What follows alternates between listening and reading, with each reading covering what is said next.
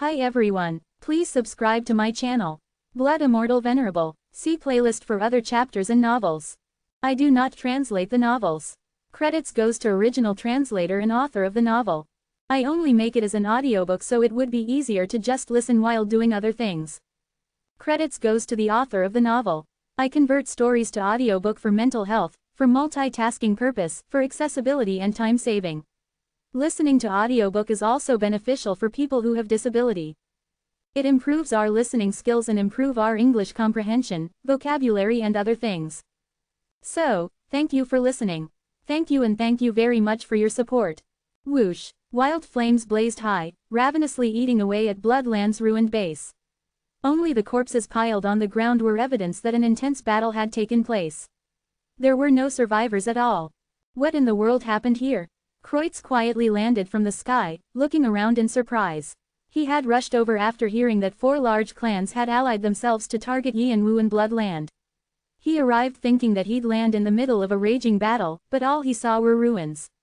The fighting was already over. Did they move somewhere else? Just as he was about to pull our Zulfikar, the shadows of wyverns loomed over him as players in elaborate armor landed one by one. Are we in the wrong place? It's quieter than I anticipated. They're not the kind of people who would end things like this. They were the Fantasy Regiment's main forces along with the Illusion Knightage, the Free Priest Clan, the Black Wolves, and Fire King Group. They were among the top 10 squads. The first squad, Wings of Blue Sky, landed last. In one glance, one would get an impression of coldness from them. Even though they had only 10 members, their presence was greater than those of the Illusion Knightage and the other forces combined. The other players all bowed to them with respect. The first squad had started off with only a few members and instantly caused an uproar in the tower. They were the ones who connected the 108 organizations together and birthed the Fantasy Regiment. Each member was a ranker or even a high ranker, and it was the first time they revealed themselves. They were better known as the First Squad, the regiment leaders' protectors, instead of Wings of Blue Sky. One of them slowly strode forward, a striking symbol of wings on his chest. His face was covered by a hood, which obscured his features. However, his eyes flashed with coldness from within the hood as though he could see through everything. It seems like there was a battle in the beginning, but after some of the combatants left, it became a massacre. What's this? Did a new group enter the fray? The regiment leader scanned his surroundings and muttered to himself. He had a talent for analysis and reacting appropriately according to his deductions, but he'd never seen anything like this.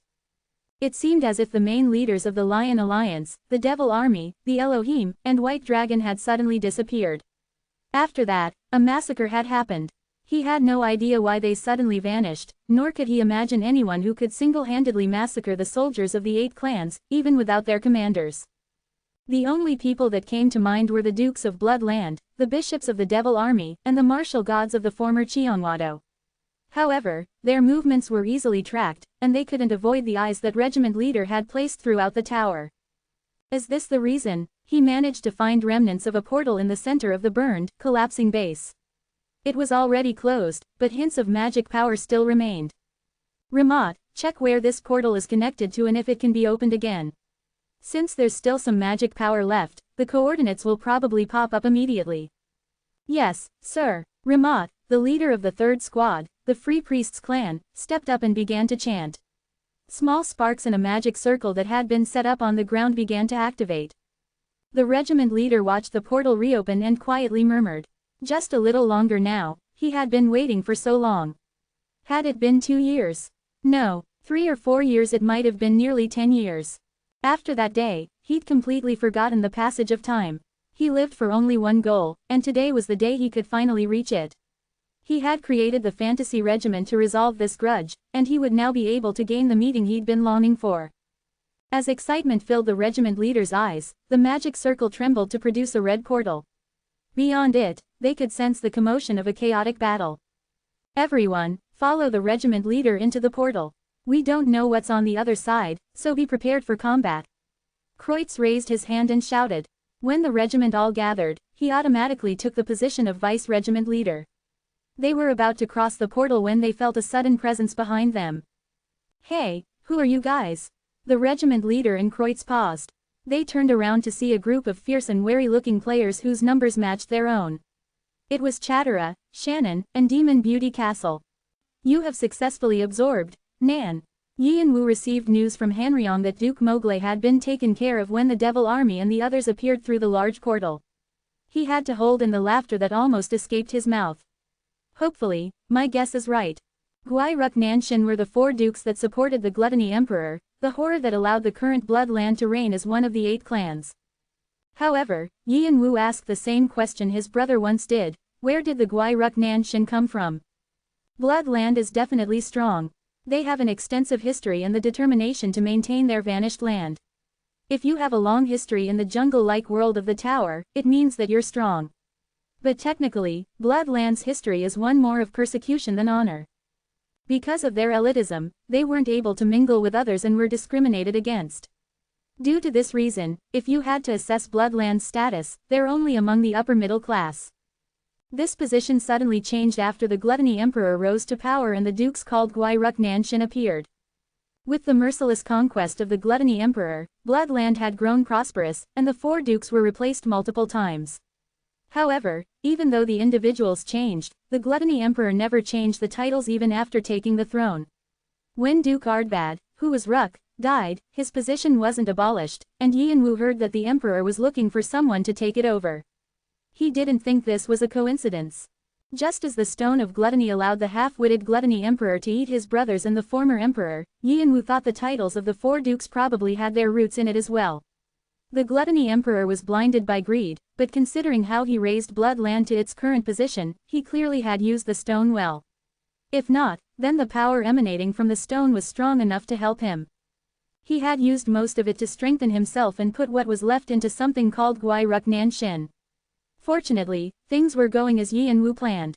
Ding! You have successfully absorbed disorder. You have taken part of the Soulstone, Stone of Gyula. The Soulstone you already own, Stone of Superbia, is reacting. The Soulstone, Stone of Superbia, wants more power. Messages began to appear at a quick pace, and the Philosopher's Stone in his chest rang happily. Sudden Quest Sin Stone has been created. Sudden Quest Sin Stone. Description: Lucille, the keeper of the fire of the beginning, was blinded by greed. He swallowed the fire and was forced to fight a long war against the heavenly world.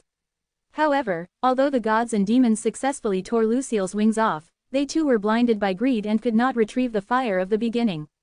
They were forced to watch it fall to the lower world. The spark combined with Lucille's soul, and when it reached the ground, it split into 14 different stones. Most of them have been successfully retrieved by the heavenly world, but a few of them remain in the lower world. One of them is the Stone of Superbia. And now, the Stone of Gyula has been discovered. Virtues are pulled to other virtues, and sins are pulled to other sins. There is a probability that the Stone of Superbia and the Stone of Gyula are calling to each other. Combine the Stone of Superbia and Stone of Gyula to create a new stone, the Sin Stone. You will have to steal the Stone of Gyula away from its powerful owner and analyze the stone so that it will be connected properly. Qualification of participation: Owner of Soulstone. Time limit. Conditions of success: 1. Take possession of the Stone of Gyula. 2. Analyze the Stone of Gyula. 3. Create a new Soulstone by combining the Stone of Gyula and the Stone of Superbia. It worked. Yin Wu shouted happily inside. As expected, it fit together like a puzzle. The Gwai Ruk Nanshin were the remnants of the Stone of Gyula the Gluttony Emperor hadn't been able to control, and the system had recognized this after he absorbed one of them. If I'd known this earlier, I would have taken Ruk when Duke Ardbad died, he muttered to himself. It was a shame, but then it had been impossible for him back then to do anything like that. He hadn't known about using soulstones or even how to take Ruk. Even if he had, he wouldn't have been able to incorporate it. The Philosopher's Stone squirmed, emitting magic power as though it were telling him to feed it with more power. Yin Wu felt like the demonism inside the Philosopher's Stone was shouting at him. However, the change wasn't too noticeable since the Gwai Ruk Nanshin fell short of the original power of the Stone of Gyula.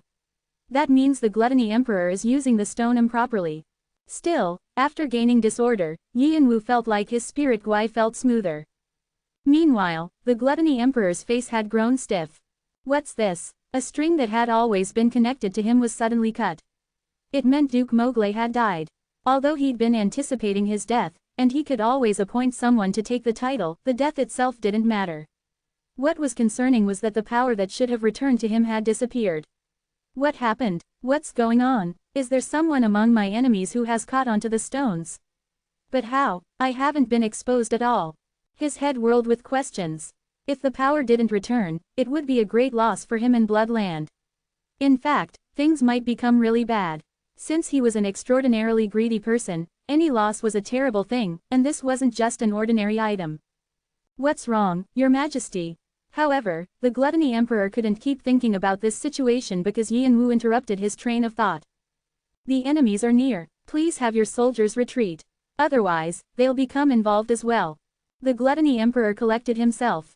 He had to figure out how to regain Nan, but it was more urgent to move forward with the plan.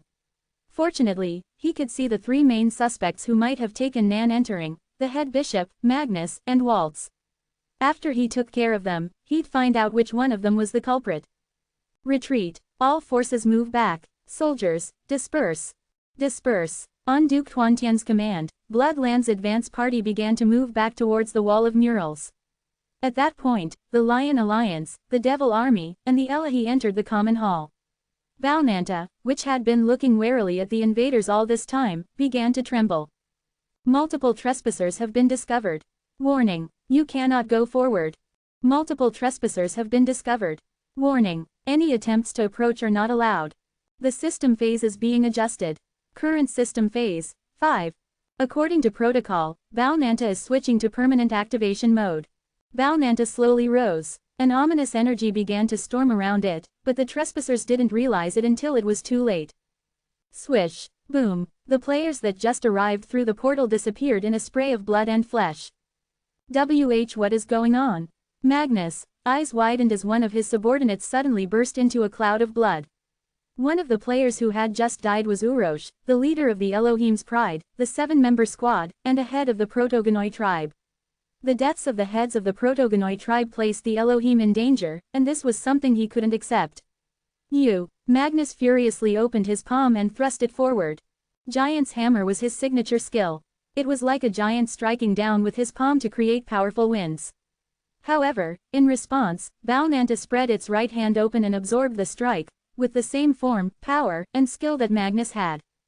Boom! As Magnus, eyes filled with disbelief, Baunanta shot its left palm forward with the same skill but at a higher proficiency and with greater power. Intense winds swallowed Magnus up and swept everything away. Rumble. Now, as everyone fought, Yanwu spread his fire wings and threw himself towards the iron door that was now defenseless. Hoarder. Ivan was the first to react to Yanwu's presence. The battlefield was filled with confusion from Baunanta's sudden attack, and he was the only one who chased after Yanwu. However, Baunanta stretched its hand towards the door, as if it wouldn't let anyone approach. It brought the blade of its palm down, dividing space. Ivan activated his signature skill, Lion Mobilization, Hup. Ivan quickly turned from running to Yanwu and brought his sword down. There was a wild clang, and his body shook as it was pushed away. His sword trembled and it was nearly cracked into pieces. Sweat dripped down his back. If he had moved just a fraction slower, his back would have broken. Baunanta was more proficient in lion mobilization than him. How can a mere combat automaton? From what he knew, combat automatons could only imitate movements and not their opponents' proficiency and power. This was too much. Was this the secret weapon the hoarder had prepared when he'd gone missing for a year? Or was it part of Bloodland's machinations? If neither of them had anything to do with it, then was it related to the strange message that had appeared when he'd crossed the portal? You have entered the hidden stage, Dragon Labyrinth. Dragon Labyrinth. What was that? There were many different areas on the 50th floor, but there was no section with that name. Since it was a hidden stage, it was clearly a secret area. Could it be related to the ruins that everyone thought lay under the dragon's temple? Rumble. However, Ivan didn't have a chance to consider this much longer. Baunanta had arrived in front of him and punched him in the stomach. Ivan's sword exploded, and blood spurted up. In the meantime, the head bishop and Waltz chased after Yanwu and the Gluttony Emperor at the speed of light. Your Majesty, we'll take care of this place, so please open the door. Tarbing, escort His Majesty. Duke Tuantian, who had been attending to the Emperor, fell back. Boom. He activated his magic power, skidding as his flesh ripped apart and bone blades popped through his skin like a porcupine's quills. Duke Tuantian's signature skill, skeleton sword, turned his bones into swords. After being combined with Guai from the Gluttony Emperor, his bones had grown abnormally tough, and he was a walking weapon. When Duke Tuantian gripped his shoulders and pushed magic power in, his sharp bones instantly multiplied until he looked like a bush. The head bishop and Waltz frowned in annoyance and waved their hands in front of them. As they did, space trembled and the pieces of bones exploded futilely. However, the broken pieces obscured their vision, and taking advantage of this, blazing inferno sight appeared. Open corner bracket I forbid you to approach. Magic fell from the magic squares in the air. As the ground cracked, columns of fire shot up. Now that Bu was an elder lich, he had grown more powerful. Swoosh. Holes appeared in the fog of bone dust, and the cracks in the ground stopped the head bishop and Waltz from approaching. You bastards! Waltz destroyed the attacks with a scowl. However, it wasn't easy to get past Duke Tuantian and Bu, whose main purpose was to stop them. She tried using a dispel-type magic her mother, the Summer Queen, had taught her, but Bu brushed it aside as if he were showing her how superior he was to her. Waltz couldn't allow this to continue, and so she separated her nascent soul bodies. She wasn't eager to do it because she might expose her weaknesses as she divided her power, but she had no choice. Dozens of nascent soul bodies spread around her and chased after Yi and Wu. Oh dear, Duke Tuantian tried to stop them, but it wasn't easy. A few of them managed to successfully cross the cracks Bu had created. Just then, unfamiliar faces appeared through the dust cloud. With the scale of this fight, I see that friend still brings trouble wherever he goes. I'll create a barrier first. Demon Beauty, we'll take care of this place. It was the Fantasy Regiment's regiment leader, Kreutz, Chatera, and Shannon. After realizing they were allies, they quickly entered the portal together. Adora, who was with Yi and Wu, greeted them, raising divine evil high in the air. Boom! Balnanta, who had been busy with Ivan and Magnus, returned and began to attack Waltz and the head bishop from behind. In the midst of aura explosions and collisions, Yi and Wu's hand finally reached the iron door. A visitor has been recognized. You have successfully opened the first gate of the Dragon Labyrinth. You have successfully evaded the keeper of the door, Balnanta. A hidden condition has been satisfied. Finally. The Gluttony Emperor's smile deepened. He knew that there was still a long way to go beyond this door, but he had the map. In contrast, their enemies would have to deal with countless guards the moment the labyrinth opened. Although it might not be a massacre, they'd at least suffer great damage. In the meantime, he could take all the legacies of the draconic species himself. His eyes were red, as though he were already seeing a multitude of treasures in front of him. He licked his lips. Hidden trials are beginning. First trial. Survive the labyrinth. What? The Gluttony Emperor's eyes widened at the unexpected message. He instinctively turned to Yi and Wu, whose eyes were curved in a cold smile behind his mask. Ca. Before the Gluttony Emperor could finish calling Yi and Wu, a light from the labyrinth brightened over everything in the common hall and swallowed them up. Swoosh. After I received Kalidas' summons, I immediately went to his lair. I didn't experience it myself, but from what I heard from the Protector Ubala, apparently there are various trials in the labyrinth. The labyrinth is the last safe haven Kalidas made for many draconic species. He explained that if someone dared to disturb their rest, they had to show that they were qualified to do so. The trials in the temple are part of the labyrinth's trials, as well. When I heard it all, I'll just stop here. However, I became sure of one thing. From the start, rankers and ordinary players are fucked. Scattering players along the complicated labyrinth at random locations and making them find their way on their own. And that's not all. Just listening to the things they have to face, it's not humane. Oh, I guess Kalidas isn't human, so, wow, what a reptilian thing to do. Looks like things are going according to plan for now, Yi and Wu muttered to himself, scanning his surroundings. All he could see was a cave covered in stalactites. Deep caverns yawned to his left and right, but it was so dark that he couldn't see much of them. He seemed to be alone, which meant that things were going well, at least for now. The players at the entrance have probably been scattered around, too. Fighting multiple forces would only be disadvantageous for him, but it was a different situation if their locations were designated randomly. With the soldiers split up, they'd be wary of each other at the same time, and with limited resources in such a large place, self-preservation would come first. They'd break away from their groups and even attack each other. The Lion Alliance, the Elohim, the Devil Army, White Dragon, and Bloodland had all fallen in a trap. Soon enough, news of this place would reach the floors above as well, and more people would jump in as rumors of the Dragon Labyrinth and Kalidas' grave spread like wildfire. The more people entered the labyrinth, the larger the chaotic chessboard would become until it was a black hole that swallowed everything up. It was the ideal scenario for Yin Wu. However, labyrinth posed a problem for him. The channels that always tailed him were now shut. So, it doesn't work. Dragon Temple, Dragon Labyrinth. Obviously, Kalidas considered it unpleasant to have other beings looking into their safe haven. Many players that weren't apostles borrowed the strength of gods and demons as well. Now, all of those abilities had been taken away because of the trait of the draconic species. Although they had remained in the lower world while the gods and demons ascended to the heavenly world, they were once their equals and also transcendent species. There was no way Kalidas would approve of those irritating gazes. However, with all the channels closed, Yin Wu wouldn't be able to open sky wings. I wonder if the Black King's power is working. Fortunately, he saw that the three casts were trembling and nodded. Since the cast of the Black King gave power through artifacts, it seemed unrelated to the channels.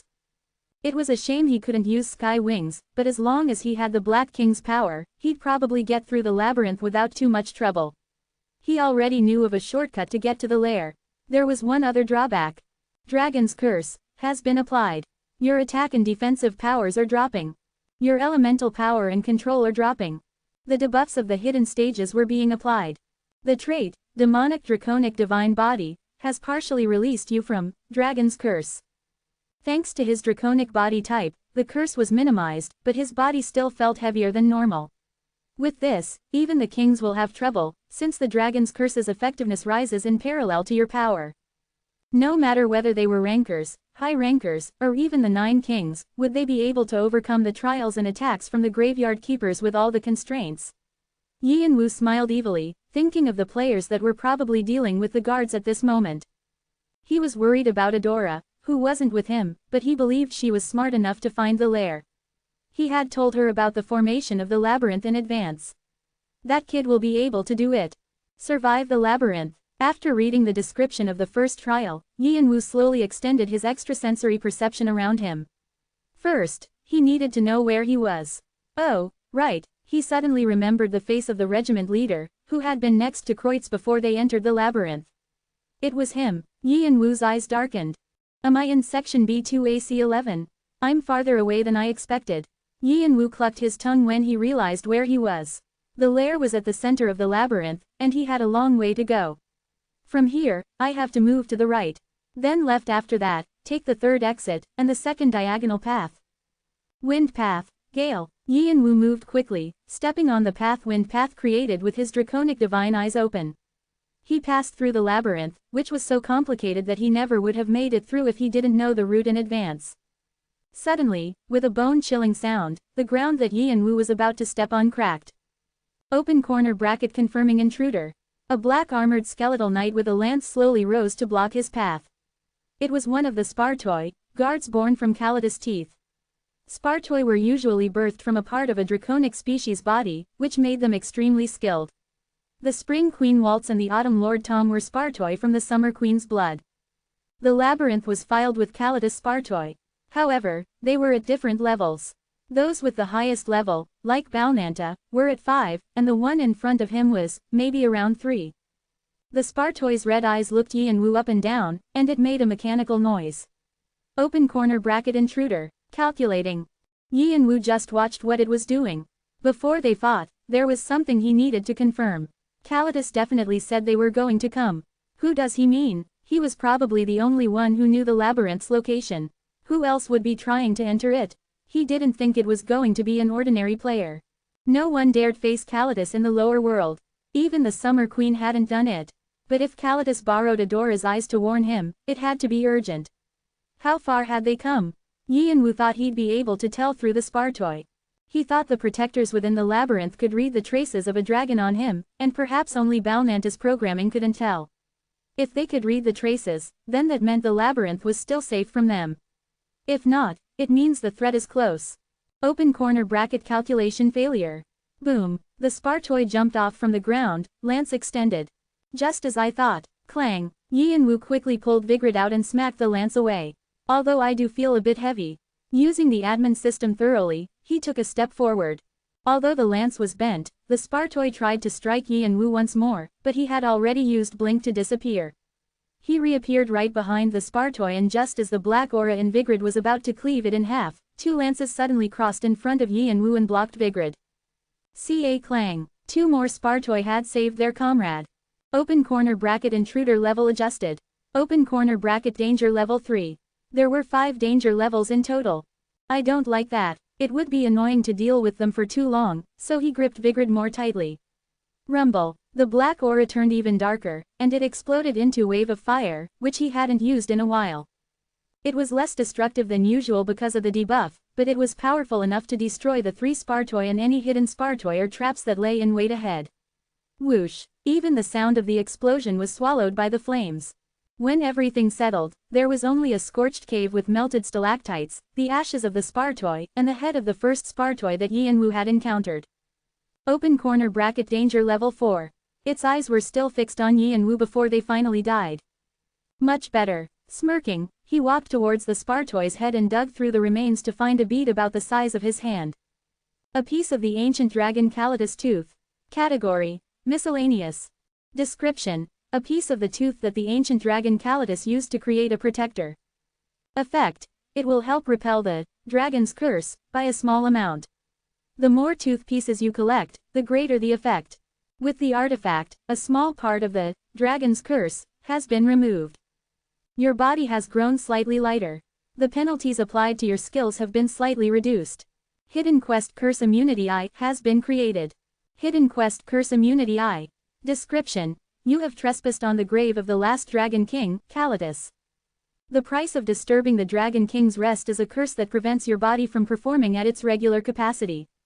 Additionally, information about the trespasser has been delivered to all protectors of the grave, and they will search through this place to eliminate you. Deal with them or gather the pieces of the last Dragon King's tooth within the set time limit. Only then will you be freed from the curse. Otherwise, the curse will take over. Qualification of participation: Trespasser of the Dragon Labyrinth. Time limit: 48 hours. Rewards: 1. Dragon Blessing. 2. A related quest Curse Immunity 2. Penalties if the quest is not completed. 1. Stats irrevocably damaged. 2. Soul invaded by curse. The others wouldn't have even dreamed that something like this could exist. The clock began to tick as soon as players entered the labyrinth, and no one would be able to avoid it, not even the 9 kings. Even if the players managed to survive, they would never be free of the curse, even outside the labyrinth. That was how powerful the magic of the draconic species was. It was the main reason why Yin Wu called the labyrinth a trap. Yin Wu used his shadows to retrieve the pieces on the ground, wanting to use them to his advantage in case he had to battle again. Just as he picked up the last piece, he heard a faint scream in the distance. Ack! It seemed that a trespasser had met the Spartoi.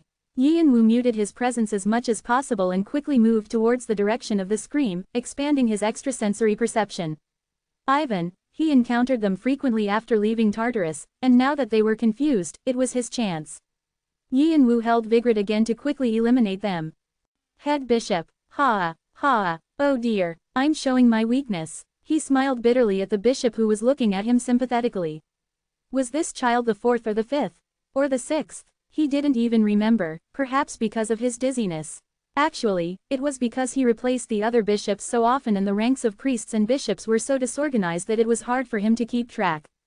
Still, even though they had been divided according to position and title for ease, they were all his precious brothers that he had personally nurtured and children born from the heavenly demon's love.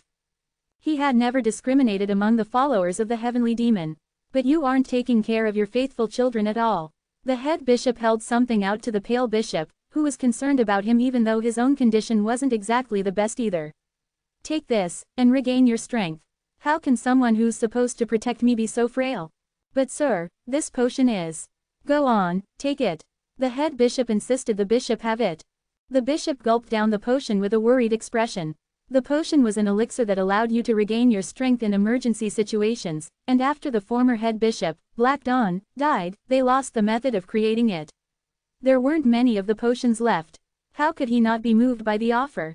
He promised himself that he'd do anything to protect the head bishop in this dangerous place. As he patted the determined bishop on the shoulder, the head bishop was deep in thought. What to do? all the channels with the heavenly demon had been cut off. Although the channels had been weak, they still provided enough power. Now, he was getting by on the strength he'd earned from the shrine of the 7 great demon kings, and he didn't know how long that would last.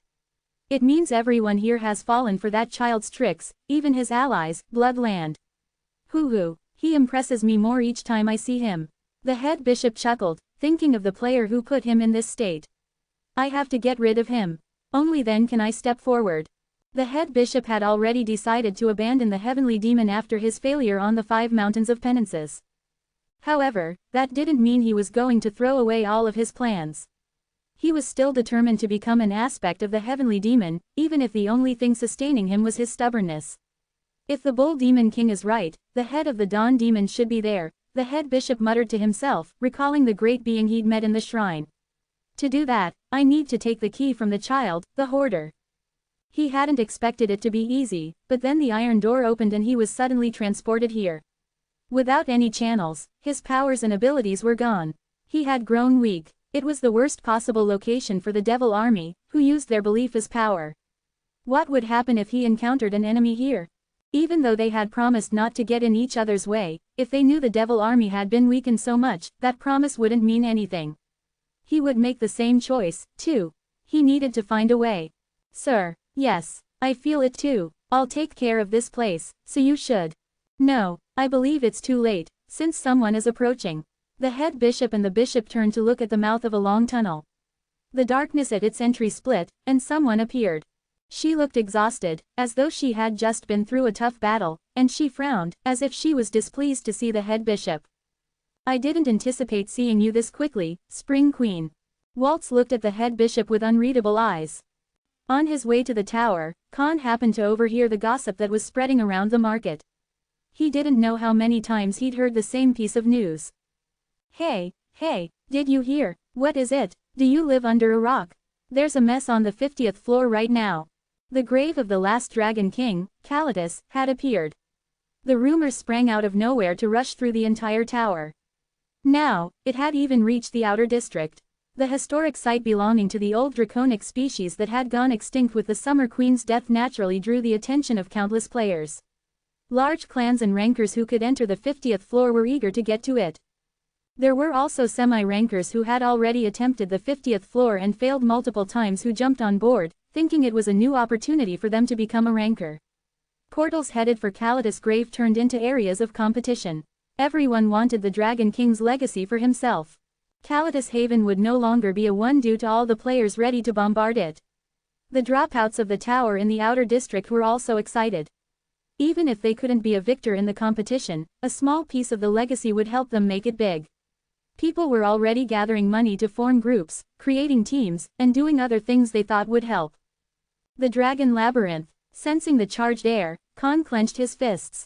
So, that's where Kane is. He had been looking for Yianwu to solve Doyle's channel problem. It seemed like Yianwu was progressing faster than he'd anticipated. He's getting started. As he looked at the tower, it seemed like dark storm clouds were gathering over it.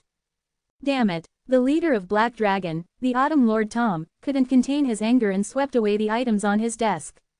Crash. They were all rare and precious items, treasures that his mother, the Summer Queen, had given him because he was the youngest. However, the sight of them made him feel dissatisfied. The rumors he heard made him lose all reason, rumors that the Dragon King Kalitus' grave had been discovered. At first, he hadn't believed them.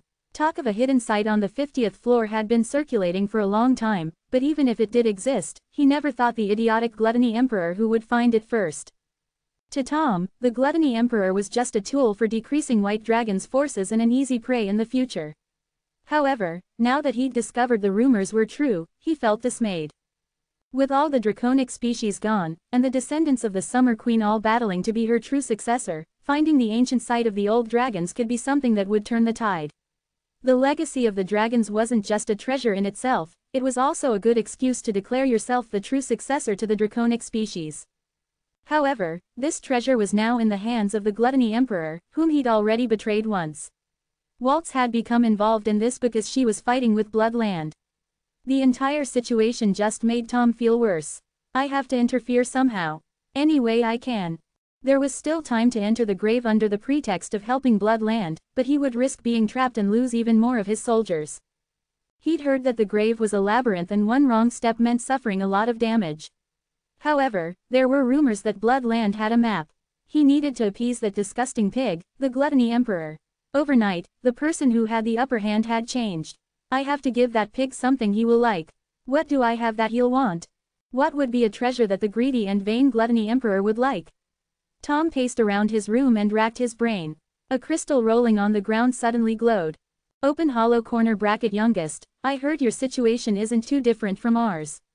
How about we work together for a while? A familiar voice rang out. It was one of the leaders of Green Dragon, Dragon Tiger Hyel. Tom bent over and picked up the crystal. The Summer Queen had given one to each of her children a long time ago, and they hadn't used it since they'd begun fighting among themselves. His other siblings were probably as desperate as he was. Thinking that it might be worth listening to their offer, Tom said, "Long time no see, brother." As Ivan felled the spar toy with the few subordinates he had left, a flash of light burst in front of his eyes. He only felt two things: it was hot and he was furious. He knew what the flames coming from the walls of the cave were, and he felt it was pathetic that he couldn't do anything but be a sitting duck. When he came to, his subordinates were all gone, and only a hated face appeared in his vision. It was a man wearing a black mask and coat, the enemy that had taken his son from him and destroyed his clan, the hoarder, Cain.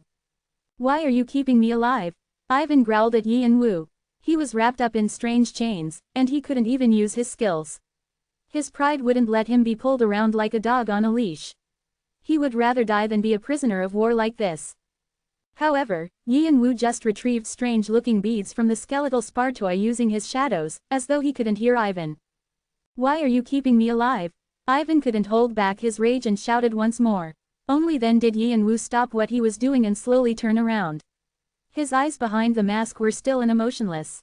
"You're wrong." "What? I'm not keeping you alive. I'm just leaving you alone because of Khan." Ivan was speechless. "I don't know what happened between you and Khan. But Khan is a special friend, and since you're his father, I won't do anything to you. I'll let Khan decide. Do you plan on humiliating me? If you think it's humiliating, you can bite your tongue off and die."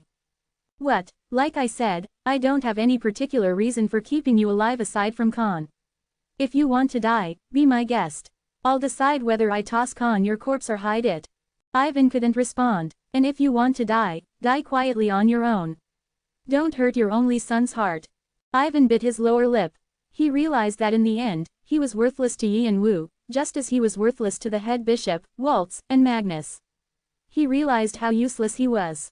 Yin Wu tsked to himself as he watched Ivan. How annoying. He knew that something had happened between Khan and Ivan, and he was angry because he had experienced the same thing back on Earth. His father had been irresponsible when it came to their family, and it disgusted him that despite that, he still had a lot of pride. He thought it would be best to leave the decision to kill Ivan to Khan. "And I can keep him as a hostage if necessary, too." Yin Wu glanced at the silent Ivan. It seemed like Ivan wouldn't speak any more nonsense. Then he looked at the stone door in front of him. According to the diary, this should be it. The labyrinth was as complex as an ant colony, and there were many stone rooms hidden throughout it. Some were used to store weapons, some were laboratories, while others were libraries and farms for materials. It was possible to own one after passing a test, and each one was guaranteed to be incredible since it had been left behind by the draconic species. However, Yin Wu wasn't interested in those. The stone rooms contain failed experiments or mass-produced items with low quality. The real treasure was probably stored in Kalidas' lair. The stone room ahead was the only way to get there.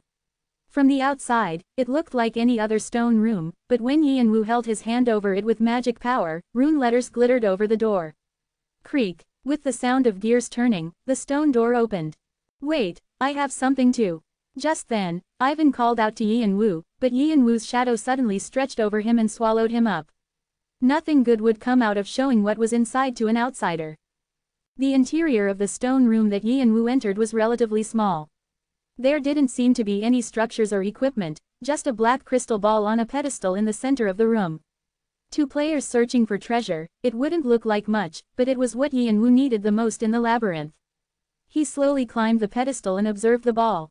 It was cracked and pieces of it had fallen off.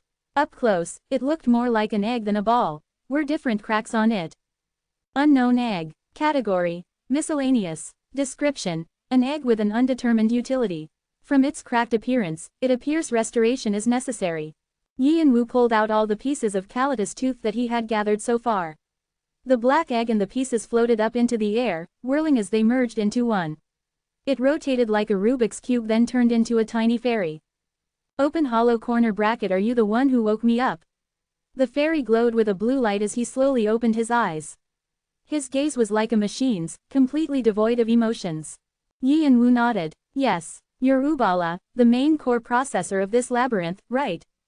Open hollow corner bracket. You recognize me, although this is my first time seeing you. You can say that. Kalida's 5 protectors are all uniquely powerful. Their leader is Ubala, the protector who can also be considered the main processor of the complex network of protectors. Also, his motive for protecting the labyrinth is: I can't be called a visitor if I'm visiting a grave without even knowing who the owner's son is. That he's Kalida's son, whom Kalidas had no other choice but to lose a long time ago. It's the face he's longed for his entire life. Although he was a great dragon king, this is what blinded him and led to the extinction of his species. Open hollow corner bracket. I never imagined I'd be called by that name after waking up from my long slumber. Close hollow corner bracket. His voice was still mechanical and emotionless, but Yi and Wu felt like he was sighing. Open hollow corner bracket. My master, Kalidas, preserved the memories of his beloved child in me, but I'm a storage space for data. I have no identity as his child. I'm merely the system named Ubala that watches over this labyrinth. Ubala spoke flatly, as though he didn't want to discuss it any further. Open hollow corner bracket. Anyway, you must be the one whom Lord Kalidas and Mr. Cha Jung-woo mentioned. The person that Kalidas and Cha Jung-woo had mentioned. Yi and Wu's eyes flashed. Did Jung-woo leave something behind here as well? The vestige of his brother said he had no memory of his death. Perhaps this was related. Yes. Open hollow corner bracket. Would you like to take on the authority that was given to Mr. Cha Jung-woo? Yes. Open hollow corner bracket. Understood. There is a simple procedure to confirm. Do you accept? I do. Open hollow corner bracket. Please input your password here. A small light sparked in front of Yi and Wu and a transparent window opened. Yi and Wu placed his palm on it and inserted magic power. Everyone had a unique magic power pattern. Since Yi and Wu's had received his body type from his brother, it was the same as Kalidas. Open hollow corner bracket. It has been confirmed. User Cha Yi and Wu will now be given the authority of user Cha Jung-woo. Suddenly, Yi and Wu felt like his body was beginning to levitate in the air. Swoosh! The scenery around him changed. Yi and Wu was no longer standing in a dark cave, he was floating in midair, looking down at the labyrinth. I think I've uncovered the secret to this place. How about we work together for a moment, head bishop? He saw Walt speaking to the head bishop. Shit, Kane, where is Kane? It's not like what you said. Where are you? Your Majesty, please compose your AAACK. I'll eat it all, I'll gobble it all up. Elsewhere, he saw the gluttony emperor suddenly losing his mind from the dragon's curse after failing to control his magic power. So this is the dragon labyrinth. There are a lot of moths flying into the fire here. He saw Black Dragon and Green Dragon working together to push away hundreds of players at the entrance in order to get inside. Fuck, what is that? A guard? What the? Some were fighting Balnanta. Headquarters. Why can't I contact headquarters? All contact has just been cut off. He could also see a huge number of players getting swept away by the guards after falling into random spaces inside the labyrinth. That wasn't all. He could see the locations of all the traps set up in each tunnel and stone room, and the active protectors. He now had the authority to change the settings for everyone since his brother had been given the authority of head administrator. With Ubala continually accessing him, he received all the authorizations to change the labyrinth as he wished. He almost felt dizzy from the rush of information. Open hollow corner bracket. Be careful not to be swept away by the information. The moment you are dazed by the labyrinth, you will lose your identity. Yi and Wu closed his eyes, catching his breath for a moment, and opened them again. His expanded world of consciousness from his demonic draconic divine body smoothly processed the information of the labyrinth and slowly synchronized him with it. You now have complete access. In that instant, Yi and Wu felt like he could do anything within the labyrinth, as though he had the power of a transcendent like a god or a demon. He wasn't worried about anything, and he was prepared to let the confusion grow rather than interrupt it. He located Adora, and after confirming that she was safely moving through the labyrinth, He raised his head and soared higher than ever, slicing through the clouds. He finally reached the center of the labyrinth and saw a grand, floating castle. It was Laputa, Kalidas' lair and final haven. It was also the secret location of Arthea's clan house. Within the labyrinth, there were hidden other worlds. Yi Wu tried to approach the castle, but before he began beating his fire wings, he paused.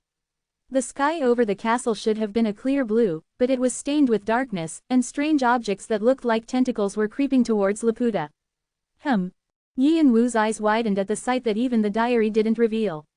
It occurred to him all of a sudden that this might be the thing that Kalidas had warned him about. What is that? He turned to Ubala. Since Ubala was the system core of the labyrinth's defenses, he would probably know what it was. Open hollow corner bracket. I don't know. Neither does the vestige my master left behind. All that we know is that being comes from a place so far away that even the old sages of our species didn't recognize it. It doesn't have a name, so it's commonly referred to as the otherworld god. It is trying to use this island as a gateway. Ubala spoke in an impassive voice as he watched the black tentacles. Open hollow corner bracket. The old sages of the great species called it crawling chaos. Fuck, there's no end to these crazy objects even after destroying them over and over. How did things go so wrong? Before crossing through the portal with Green Dragon, they had been hopeful.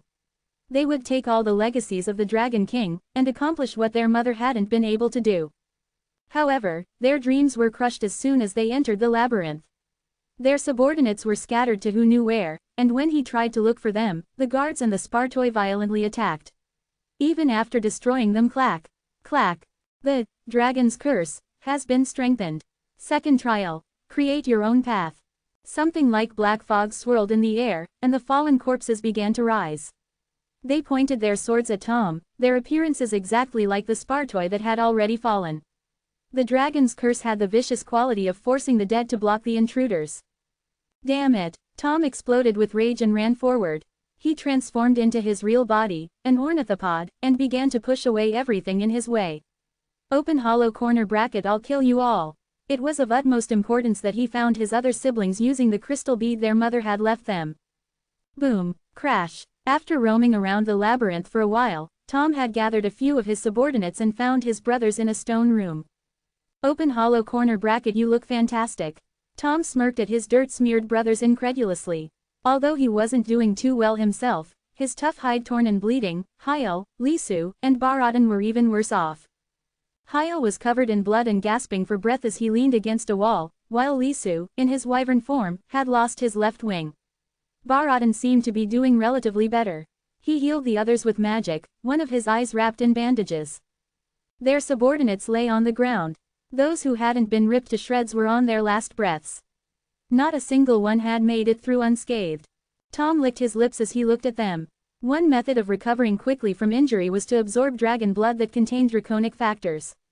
He had already eaten trigger in the past, so he knew how delicious dragon blood was. Swallowing dragon blood didn't just heal you, it also increased your level, so you could become even closer to the draconic species.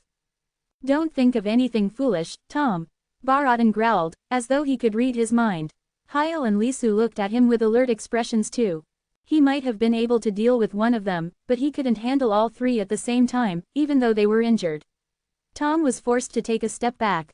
Open hollow corner bracket. I don't know what you're thinking, but I have no plans to hurt my brothers. What a load of bullshit. We're working together because of Kalidas' legacy, but keep in mind that it doesn't mean we trust you. Open hollow corner bracket. Okay. Pushing the youngest into a corner like this is too cruel.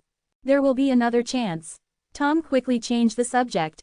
Open hollow corner bracket. How did you all end up in this state?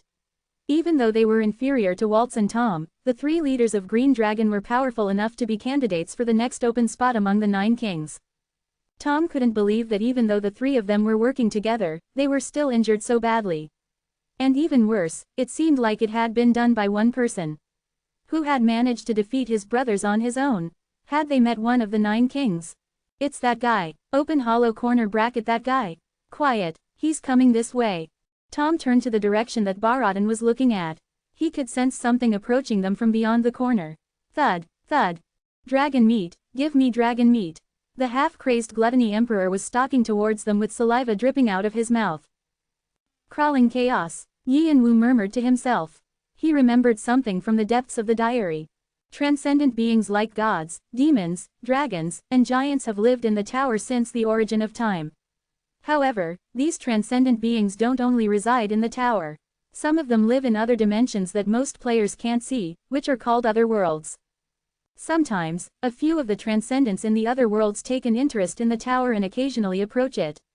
However, their minds are so different that it's impossible to tell what they're thinking.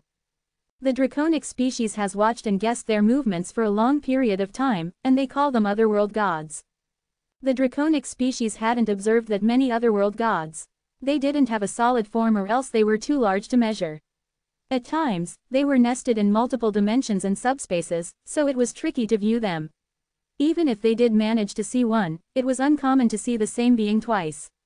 Some were so sluggish, it was hard to tell if they were even alive. Still, they had managed to observe a few that were active and were interested in the tower. They named them according to the traits they possessed. Crawling Chaos was one of the most active beings, and unlike the others who seemed indifferent to the outside world, it recognized the tower and displayed a great deal of curiosity. However, it approached the tower in such a simple and unreadable manner. It was like a cat interested in a ball of yarn without knowing why or what it wanted exactly. The only thing that anyone knew about it was that it had an extensive knowledge. When his brother had still been active, he hadn't taken much interest when he'd heard about otherworld gods. However, now that a being like that was threatening Laputa, it was no wonder that Kalitas had asked Yin Wu to rush. Why is that here? Open hollow corner bracket. It is because of a vow made in the past. Vow. Ubala shut his mouth, as though he couldn't speak about it any further. Yin Wu clucked his tongue. Actually, he had an idea of what the vow was. Then what's Alpharaon doing? He was so fastidious about preventing the gods and demons from approaching the lower world, why would he leave such a being alone? Open hollow corner bracket. This is dragon territory, Bina. Yin Wu cursed when he heard Ubala's response. Well, damn it, just as Alpharaon couldn't interfere in Hades, territory Tartarus, Alpharaon had no way to enter the labyrinth and Laputa, which were Kalitas territory. Unless the crawling chaos took over Laputa and came out onto the stage, Alpharaon wouldn't step in. The only thing he cared about was the safety of the lower world and the 77th floor. Was the crawling chaos aware of this and moving deliberately? Open hollow corner bracket. Will you go up? Of course. Open hollow corner bracket. It may consume you. To a mortal, otherworld gods are dangerous. I've heard that people have lost their minds just looking at one. However, Yin Wu had already killed gods and gained partial holiness, so he was confident he wouldn't be too affected by the crawling chaos. He had to figure out what happened. The legacy Jung Wu left behind is there too. He needed to get inside Arthea's clan house. Yin Wu flapped his fire wings and headed for Laputa. Ubala watched him in concern and soon followed with his own wings. Laputa was higher than he thought, and as he approached the black tentacles loomed. It probably saw Yin Wu as little more than a bug and didn't even notice him. From what Yin Wu could tell, it was at least as powerful as Mother Earth in Tartarus. And this is only a part of it. It was shocking that it could already match Mother Earth without its full body. Of course, he also hadn't experienced the full Mother Earth in Tartarus, but he could tell how mighty this cosmic being was. He felt dizzy just by looking at it. I'll be swept away if I don't get a grip on myself. Just as a black hole sucked in everything, even dust, he felt that a single misstep would cause him to fall into the crawling chaos, too. The familiars in his soul collection were all screaming for him to move away. He was controlling them with the power of the Black King, but it wasn't easy. Open corner bracket master. Just as he was about to turn back because of the danger, Boo suddenly spoke up. Boo had never addressed him first before since he thought it was disrespectful. Yin Wu cocked his head. What's wrong? Open corner bracket. May I take a look at that? Why was he suddenly acting like this? Then, Yin Wu remembered a part of Boo's lost memories. As Faust, he had managed to contact an otherworld god and gained knowledge from him to complete the Emerald Tablet. Now that he thought about it, Crawling Chaos was the otherworld god most interested in the tower. Perhaps Faust had reached this particular being. Open corner bracket. I'm definitely seeing it for the first time, but it's also familiar. Boo's blue eyes were focused on the Crawling Chaos. Open corner bracket. I want to know more. It'll be dangerous. Open corner bracket. I'll be careful. Rebecca. Swish. Go with Boo. Open corner bracket. Thank you. Boo bowed and headed for the thermosphere where the black tentacles were. Yin Wu thought Boo would be in less danger of being swept away by the crawling chaos, influence if he had Cernunno's spirit, Rebecca, by his side. He watched them move away and slowly landed in Laputa. Laputa was as elaborate and beautiful as he'd seen in the diary. There were dozens of soaring structures, and a sturdy fortress wrapped around them. A deep moat was sandwiched between the outer and inner castle, and magnificent trees stood tall in the garden. Even after Calidus closed his eyes and his brother, the administrator, disappeared, Laputa's system continued to take care of it. The barrier that prevented the crawling chaos from getting closer recognized Yin Wu and allowed him to land. Yin Wu walked on the neatly paved paths towards the center of the castle. As he passed, the closed doors burst open and the security systems cleared him. He reached the great hall, and found a stupendous figure hundreds of meters long sitting there quietly. Open hollow corner bracket Yu finally arrived. He was as big as Yin Wu had sensed through Adora. However, with his shadow gone, he looked frail, as if he would be destroyed any moment. Crackle. Calidus' vestige looked so weak that it seemed like he might collapse at any moment. His tough hide had shrunk over his bones, revealing how thin he was. Open hollow corner bracket I've been waiting for you. He was having a hard time seeing, and he narrowed his eyes. Open hollow corner bracket O new successor of the Black King. Yin Wu asked him a question. Were you the one who took care of Jungwoo at the end? Open hollow corner bracket no. I was not. Yin Wu felt like he had been splashed with cold water. The pocket watch trembled too, probably because Jungwoo was listening in through his subconscious. Calidus' words were too shocking. If he hadn't been the one who'd taken Jungwoo's body from his enemies and sent it to Earth, who did? Open hollow corner bracket it was a half-giant child who said he was Jungwoo's friend. Yin Wu's eyes widened in shock when Calidus spoke the name. Open hollow corner bracket Valdebik. I think that's his name. Valdebik was the first friend Jungwoo had made after he stepped inside the tutorial. He was also one of the founding members of Arthea, along with Viera. He was a pitiful person who was never certain of his identity as a half-giant, but at the same time, he was a warrior who could decimate his enemies as they showed up, making everyone fear him. Why would the person who had disappeared without a reason and hurt Jungwoo take care of him in his final moments? Why? The pocket watch trembled. Calidus' casual answer was too shocking. What happened? Yin Wu quieted his turbulent mind. However, the voice that escaped from between his tightened lips boiled with anger. Valdebik hadn't been there when Jungwoo needed him, but he had appeared at the end, for what reason? Was it out of pity? Or was he feeling guilty? Neither was acceptable to Yin Wu. Open hollow corner bracket of course, as expected, your first question is about Jungwoo. There's no one more important to me. What happened? Open hollow corner bracket your brotherly love is really second to none. Until the end, that child Jungwoo thought of you, as well. Yin Wu's eyes flashed. I get it, so please stop changing the subject. Where is Jungwoo's soul? Fifth step dragon body awakening. Yin Wu released the power of his demonic divine draconic body right away, operating his dragon heart and philosopher's stone simultaneously. Scales rose along his skin, and when his tail sprang out, a fierce energy storm whirled around him. He pulled Vigrid out of subspace and raised it high. It was a silent demonstration that he wouldn't stay quiet if Calidus continued to avoid his questions. Open hollow corner bracket you've improved on what I gave you. In the past, I would have grimaced at this mutation, but it's not too bad. Calidus nodded as he looked Yin Wu up and down, satisfied. However, he also had a bittersweet feeling when he realized that no pure-blooded dragons were left in the tower since Yin Wu had other energies in him, too. Yin Wu's eyebrows twitched. He was just about to swing Vigrid. Open hollow corner bracket I didn't know that child named Valdebik knew about this labyrinth. Yin Wu's hand paused. Calidus had never told Valdebik about the labyrinth. That could only mean one thing. Open hollow corner bracket Jungwoo probably told him about it a long time ago. Yin Wu was silent. Open hollow corner bracket at the time, it hadn't been that long since I'd awakened from my slumber. This body is a temporary fix created for emergencies. When the ancient dragon Calidus had been alive, he had only wished for one thing, that the species that had gone extinct from his mistake would be revived. He wished for draconic factors to remain in the tower for a long time. However, that hope dimmed after Jungwoo died, and Calidus' vestige had awakened in Laputa so that he could come up with another solution to find a new successor. Open hollow corner bracket in the middle of all that, the half-giant child appeared and asked me if he could take Jungwoo's body. He said he wanted to send his body home. Yin Wu still didn't speak. Open hollow corner bracket so I opened the gate to Earth and he disappeared again after the funeral. Yi and Wu ground his teeth. Do you know where he went? Open hollow corner bracket no. I can only stay in Laputa and my senses are restricted here too. Yi and Wu clenched his fists. What had Valdebik been up to for so long, and why did he appear as though he'd been expecting Jung Wu's end? The trembling pocket watch stilled. Don't worry, I'll find him, no matter what. Yi and Wu muttered as he stroked the watch. He'd always intended on facing Valdebik, but it seemed like he would have to look for him immediately after resolving his business here.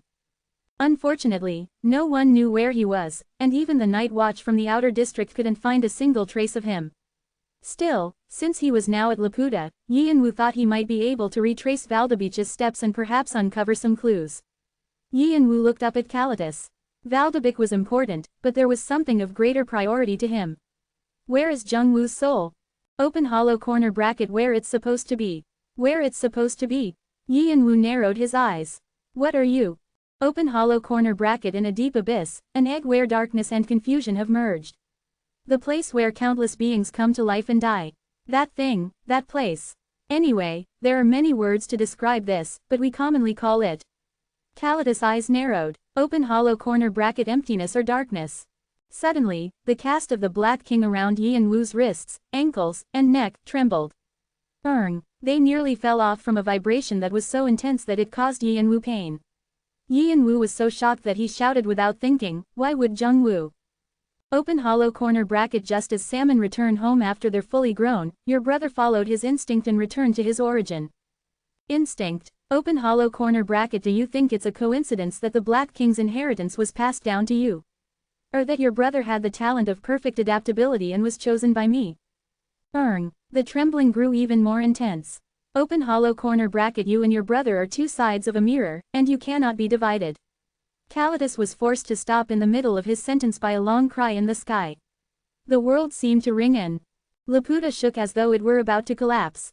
Boo, boo, crack. Cracks began to appear on the ceiling of the castle as though they were eggshells falling apart.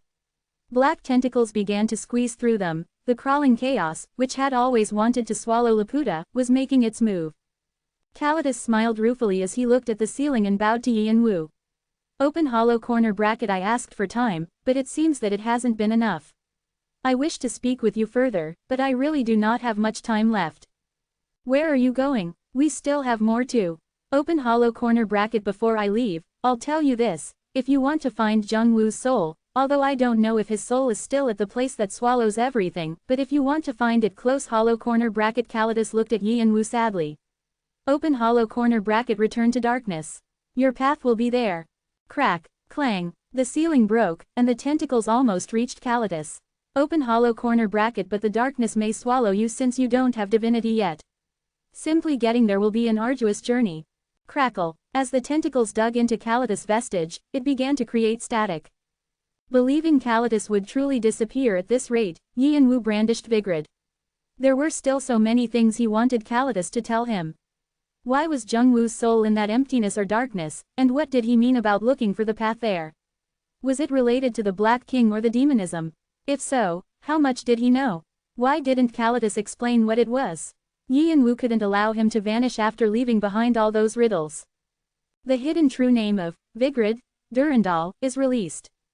Folklore, cutting in two with one strike of the sword. Swish, when wave of fire and heaven bracket mixed with the extreme pressure from Vigrid, a storm of flames swept through half of the castle and lashed at the black tentacles. Whoosh, the flames tried to rise along the black tentacles and climb up, but as soon as they touched the tentacles, they disappeared. More tentacles slid out, tightening around Kalitas. No matter how many times Yi and Wu swung Vigrid, the tentacles didn't disappear but only grew larger. Before the darkness overwhelmed him, Kalitas shouted at Yi and Wu with a pitying gaze. Open hollow corner bracket please, fulfill the goal that Jung Wu and I couldn't. Oh new speaker. The clan house, search that. Fizz. Kalitas' vestige scattered like a sandcastle hit by a wave, and the tentacles began to suck it up. Boo, boo. Satisfied, the crawling chaos retracted its tentacles and returned to the sky. The cosmic being that stained the entire thermosphere black was attempting to return to where it came from. Where do you think you're going? The channel with Nergal has been restored. The channel with Halfus has been restored. The channel with Vimalasitra has been restored. The reconnected gods quickly confirm the situation. The reconnected demons are taken aback by the being you're facing. A message from Agaris has arrived. Message. No, I don't know what's going on, but you mustn't touch that. A message from Agaris has arrived. Message. Listen to M. Messages have been blocked with the user's authorization. Since the owner of the curse that covered the labyrinth had disappeared, the channels were being restored. Yi Wu gathered the channels together and spread his wings. All powers have been released.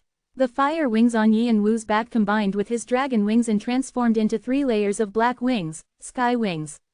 With them, he soared up to the sky and blasted out with all of the skills and powers he had, attempting to make the being let go of Kalitas. However, he only left a few holes in the quavering darkness. Most of the crawling chaos had already moved past the gate and was fading away.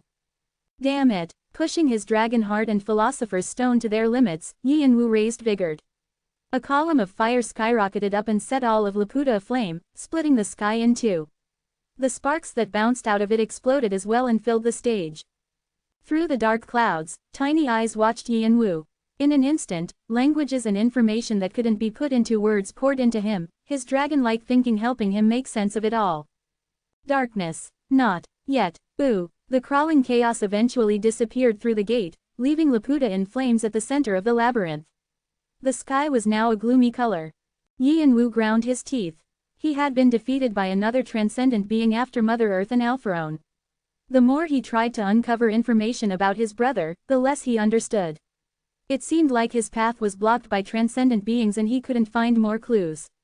Did it have to end like this? No, he knew he still had one last hope, the thing squirming inside of the Philosopher's Stone. Demonism.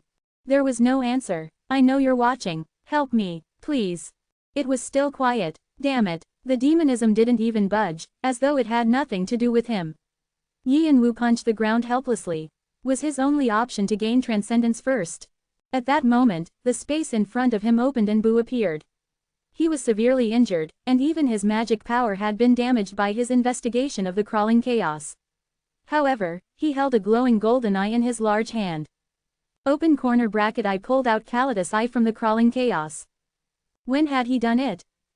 Open corner bracket you must open the path to darkness. At those words, Bu departed for the dungeons to heal his grave injuries. Yi Wu tightened his hold on Kalitas eye and activated the power of the Black King. The 3 casts were still shaking.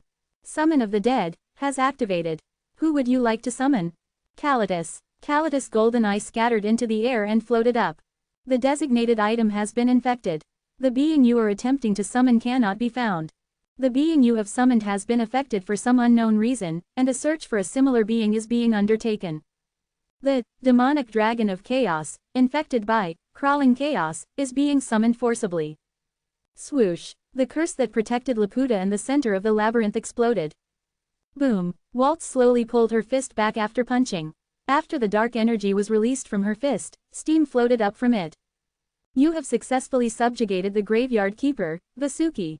A part of the dragon's curse has been removed. It gets more amazing the more I look at it.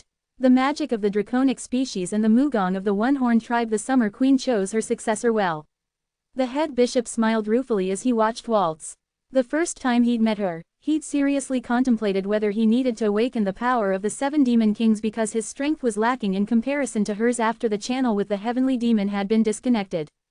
However, Waltz just looked him and the bishop over and asked if they wanted to move forward together. It meant their truce still held, and they would work together until they at least found their subordinates. After all, none of them knew what was hiding in the labyrinth. The head bishop had agreed because he had no reason not to. However, it dawned on him that Waltz didn't need their help at all. She really has discovered the secret of the labyrinth. You have to collect the pieces that appear after breaking the protectors. The more pieces of Kalitas' tooth she gathered, the more Waltz's power returned. And it appears she somewhat knows her way around. The head bishop still didn't know how to navigate the complicated labyrinth, but Waltz seemed to have figured it out. The head bishop assumed that she had used her draconic magic to help her. At any rate, the head bishop managed to head towards the center of the labyrinth with Waltz's help, and he reunited with many of his subordinates in the stone rooms along the way. Although 70% of the Devil Army's forces was missing or dead, it wasn't a bad result considering the difficulty of the labyrinth. Furthermore, the players that they encountered by chance immediately threw their weapons down and surrendered. Soon, the group following Waltz grew to about 100 members. White Dragon might be able to build up their position after getting through this danger. There wasn't a better way than this for players to observe her. I have to find the key, too. His eyes grew thoughtful. Thankfully, as he began to circulate the power of the 7 demon kings, his blocked channels slowly recovered bit by bit. After it was complete, the only thing he wanted to do was find Yi and Wu, the root of all this. Rumble. Just then, Waltz stopped moving forward for the first time. As they saw her stare at the empty air, the players behind her looked up, too, wondering what was there. Just as the head bishop was about to ask her what she was doing, Waltz muttered, "It's awake." The moment the head bishop was about to ask what she was doing, Waltz muttered first. The head bishop felt chills down his back. What?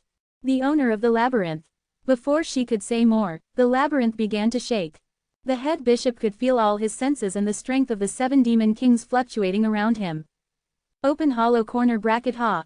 Ha ha, to think I'd feel this here. Open hollow corner bracket, oh dear, close hollow corner bracket.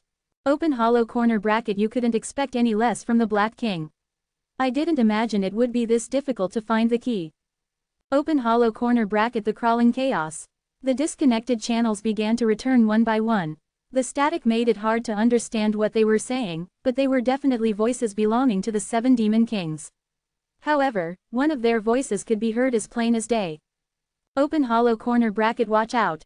It was the voice of their leader, the Bull Demon King. Everyone get D. The head bishop was about to shout when realized that it was too late. He clapped his hands together, shooting his magic power around them to form a barrier. Boom! The labyrinth quaked before exploding. Rumble. The labyrinth is collapse. What is this? Ack. It was a bolt from the blue for those who were occupied with searching for treasure. Many of the players were swept away by the falling rubble and buried alive. Those who were more skilled quickly used scrolls and artifacts to escape the torrent of magic power. The large size of the collapsing labyrinth meant that its impact spread throughout the entire stage. What? The players who were about to enter the labyrinth after hearing the rumors. Damn it! Use your suspension magic. The stage is behaving strangely. The semi-rankers in the middle of their trials in the Dragon Temple. What did that hoarder do now? And the rankers who had heard rumors of the ruined 35th floor. They all quickly began to retreat from the temple. However, the ground cracked beneath them, and a high-magnitude earthquake burst out with even more destructive force. Innumerable players died or went missing. Then, a humongous shadow appeared on the ground with a loud roar, paralyzing the survivors with shock. A huge dragon, a species thought to already be extinct, stood tall and bellowed. The corrupted Dragon King Kalitas has emerged.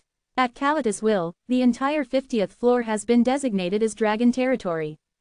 The dragon's curse is being applied to the entire stage. The dragon's curse has been strengthened by the crawling chaos. All players' channels have been blocked. All abilities have decreased. All immunities have decreased. The curse of Kalitas that had been limited to the labyrinth now spread throughout the stage. The sky turned dark as all the laws that made up the stage were sealed, affecting all channels, powers, and skills. What's going on? This can't be happening. It was bad news for the players that had barely managed to avoid the earthquake. Another message popped up. All players who have entered the 50th floor, Dragon Temple, are being given a sudden quest. Hunt the boss monster, corrupted Dragon King, Kalitas. Quest: kill the dragon. Description: the ancient dragon Kalitas entered into a contract with an otherworld god, Crawling Chaos, in order to resurrect his child, Ubala. The knowledge gained through Crawling Chaos informed him that his chances of success would increase if he gained holiness and transcendence. He attempted to climb the tower, but he was blocked by Alpharon on the 77th floor. He led the entire species to war against Alpharon and initiated the Great War that would later be called the Second Dragon Massacre, which resulted in the extinction of the draconic species. Barely clinging to life, Kalitas returned to his residence, the labyrinth, to regret his past choices and await death. After only leaving behind a successor, he gave up his soul to the otherworld god as part of the contract and was contaminated. Now, the Dragon King has been summoned due to unknown reasons. Despite his contaminated state, the remnants of his consciousness has made him furious that his haven is being intruded upon. The temple honoring his ancestors is no longer serving its purpose. Kalitas will punish those who have interrupted his slumber. The angrier he grows, the more he will open the door for the crawling chaos, whose influence in the tower will grow. Players currently on the stage cannot escape Kalidas territory or request for help. Together, survive the new disaster, Kalidas, or overcome the dragon's curse and successfully eradicate it. Qualification of participation. Players on the 50th floor. Time limit. 72 hours. Rewards. 1. Title, Opponent of Dragons. 2. Additional rewards based on contribution. Penalties if the quest is not completed. 1. Destruction of 50th floor. 2. Prohibition on moving to another floor. 3. Death of all participating players. A. Great disaster. What a crazy problem. With his subordinates, the head bishop landed far away at the ends of the stage. He clucked his tongue. A great disaster was a term used to indicate a quest that was nearly impossible to complete. He'd been on the verge of reconnecting to the 7 demon kings only to have his channels blocked again. With both escape and a request for aid blocked, how were they supposed to hunt the dragon? I suppose many will die. It seemed like 30% of the players had already perished, and the head bishop's eyes darkened. In the distance, Kalidas had unfurled his wings and was soaring up to the sky. The large-scale raid began. Yianwu quietly landed at a precipice at the edge of the stage. He clenched his teeth. I didn't think the real Kalidas would appear instead of his vestige. The summon of the dead had failed. He'd been hoping to meet Kalidas' vestige, which knew his secrets, and not the true body which had already been consumed by the crawling chaos. Open corner bracket. How pathetic. That's the king that once led a mighty species. The Summer Queen appeared next to Yianwu with a smirk, her long black hair flowing. She had still been young when the second dragon massacre began and only remembered him as a noble king. The Kalidas she saw now was a disgrace. It was already bad that he hadn't kept his dignity as a dragon, and to think he'd bound himself to a being that didn't even have a proper identity and was now in that state. She had children, 9 of them, in fact, but she couldn't understand his motivations, nor did she want to. You can't compare children born out of love with children born out of necessity. Yianwu looked at the Summer Queen with still eyes. The Summer Queen snorted with her arms crossed. Open corner bracket. Looking into a lady's head. You're a bum with no class. Even though their connection wasn't as strong as the one he had with Shannon and the others, Yianwu and Summer Queen could still share thoughts. Besides, the Summer Queen wasn't reluctant to reveal her mind, almost as if she were daring him to peek into her thoughts. Considering her lofty and arrogant personality, this attitude was understandable. However, Yianwu just turned back to Kalidas, as if the Summer Queen wasn't worth thinking about anymore. He remembered his mother's last words to look for his little brother and slowly widened his eyes. Draconic eyes. His eyes instantly connected to fiery golden eyes, and philosopher's eyes in various colors appeared in his vision. Kalidas had soared up high and was spewing black breath filled with poison, acid, and curses to the ground. Players ran towards him, effects bursting from their different skills. The smarter ones had already realized that the additional rewards were the legacies of the draconic species, and they hoped that even with all the debuffs, the combined efforts of the large clans, rankers, and semi-rankers would prevail. However, in Yianwu's eyes, they just seemed like foolish soldiers. Although the others couldn't see it, his eyes showed him the black tentacles dangling from the sky around Kalidas' body. It meant the crawling chaos had borrowed Kalidas' body to interfere in the tower. The reason why we only have 72 hours is likely because that's the maximum amount of time that the dragon territory can take over the stage. After that, Alpharon and the Bureau will have to get involved. Alpharon wouldn't leave Kalidas alone now that he was a servant of the crawling chaos. But it'll be the end of everything if that happens. Unlike the other players, who just had to kill Kalidas, Yianwu had to find a way to take the dragon away from the crawling chaos. Open corner bracket. Should I help you? Just then, the Summer Queen asked with a smirk, reading Yianwu's thoughts. She sneered, open corner bracket. I was once called the last dragon. I know many secrets that I could never teach to other species. It was tempting, but Yianwu couldn't force the Summer Queen to help him like he could with Shannon and the others. If she offered herself, it would be another matter, but, stop bothering me and go away. Open corner bracket. Ha ha ha, you're definitely an amusing human. If you had asked me to help, you would have died right then and there. The Summer Queen was about to lick her red lips when Boo suddenly appeared in front of Yianwu with a growl. Open corner bracket. Do you want to die? Open corner bracket. Don't stick your nose into this conversation. Go kill yourself, you lowly being. How dare a servant step forward? Both of you stop. Yin Wu ignored the battle of words between Bu and the Summer Queen and slowly stood up. If the others knew he was planning to take Calidus from the crawling chaos, they'd think he was insane. But it's not impossible. Yin Wu rubbed his left hand, which contained Batory's vampiric sword, and turned to another direction. A dragon, a real dragon. Ha ha ha ha, meat, give me meat. The Gluttony Emperor had stopped fighting the leaders of Green Dragon and Black Dragon and ran to Calidus. He was half crazed, saliva drooling out of his mouth. The stone of Gula shook inside his stomach. It seemed like the dragon's curse that bound it had been loosened. If I use that, Yin Wu's eyes darkened as he thought it through. Then, he called the small fairy, Ubala. Ubala. The fairy nodded. Open hollow corner bracket, do as you wish. You are already the new master of the labyrinth and Laftel. Thanks. He stretched his hand down towards the cliff, activating all the systems related to Laftel through Ubala. The labyrinth exploded, and the pieces of Calidus' tooth scattered throughout it floated up in the air. They whirled around Ubala, who stood in the center and quietly closed his eyes. Clack. You have successfully completed the hidden quest, Curse Immunity I. You have been rewarded, Dragon's Blessing. You have completed the related quest Curse Immunity 2 and quest Curse Immunity 3 in that order. You have made an achievement that is not easily accomplished. Additional karma will be provided. You have acquired 100,000 karma. You have acquired an additional 200,000 karma. Dragon's Blessing has been strengthened. You have additionally been rewarded. The artifact, Dragon Root, has been completed. A square chip fell in Yin Wu's hand. It was the main processor of the labyrinth, Ubala. The true process of the quests was to be acknowledged and learn about the system. Yin Wu pushed the Dragon Root into the back of his right hand, tearing his skin slightly. The Dragon Root smoothly settled into the admin system and began to support his path of thinking and circulation. The great minds of the dragons were too much for Yin Wu to handle, and so Calidus had created the Dragon Root with this in mind. The related quest Curse Immunity IV has successfully been completed. Dragon's Blessing has been strengthened to release you from Dragon's Curse. All channels have been restored. All abilities have been restored. All immunities have been restored. All powers have been restored. Yin Wu was the only one on the stage to be freed from Calidus' curse. Fifth step, Dragon Body Awakening. Full power release. He opened his channels and spread his sky wings more powerfully than ever. There are 5 of the 9 kings here: Waltz, Tom, Magnus, the head bishop, and the Gluttony Emperor.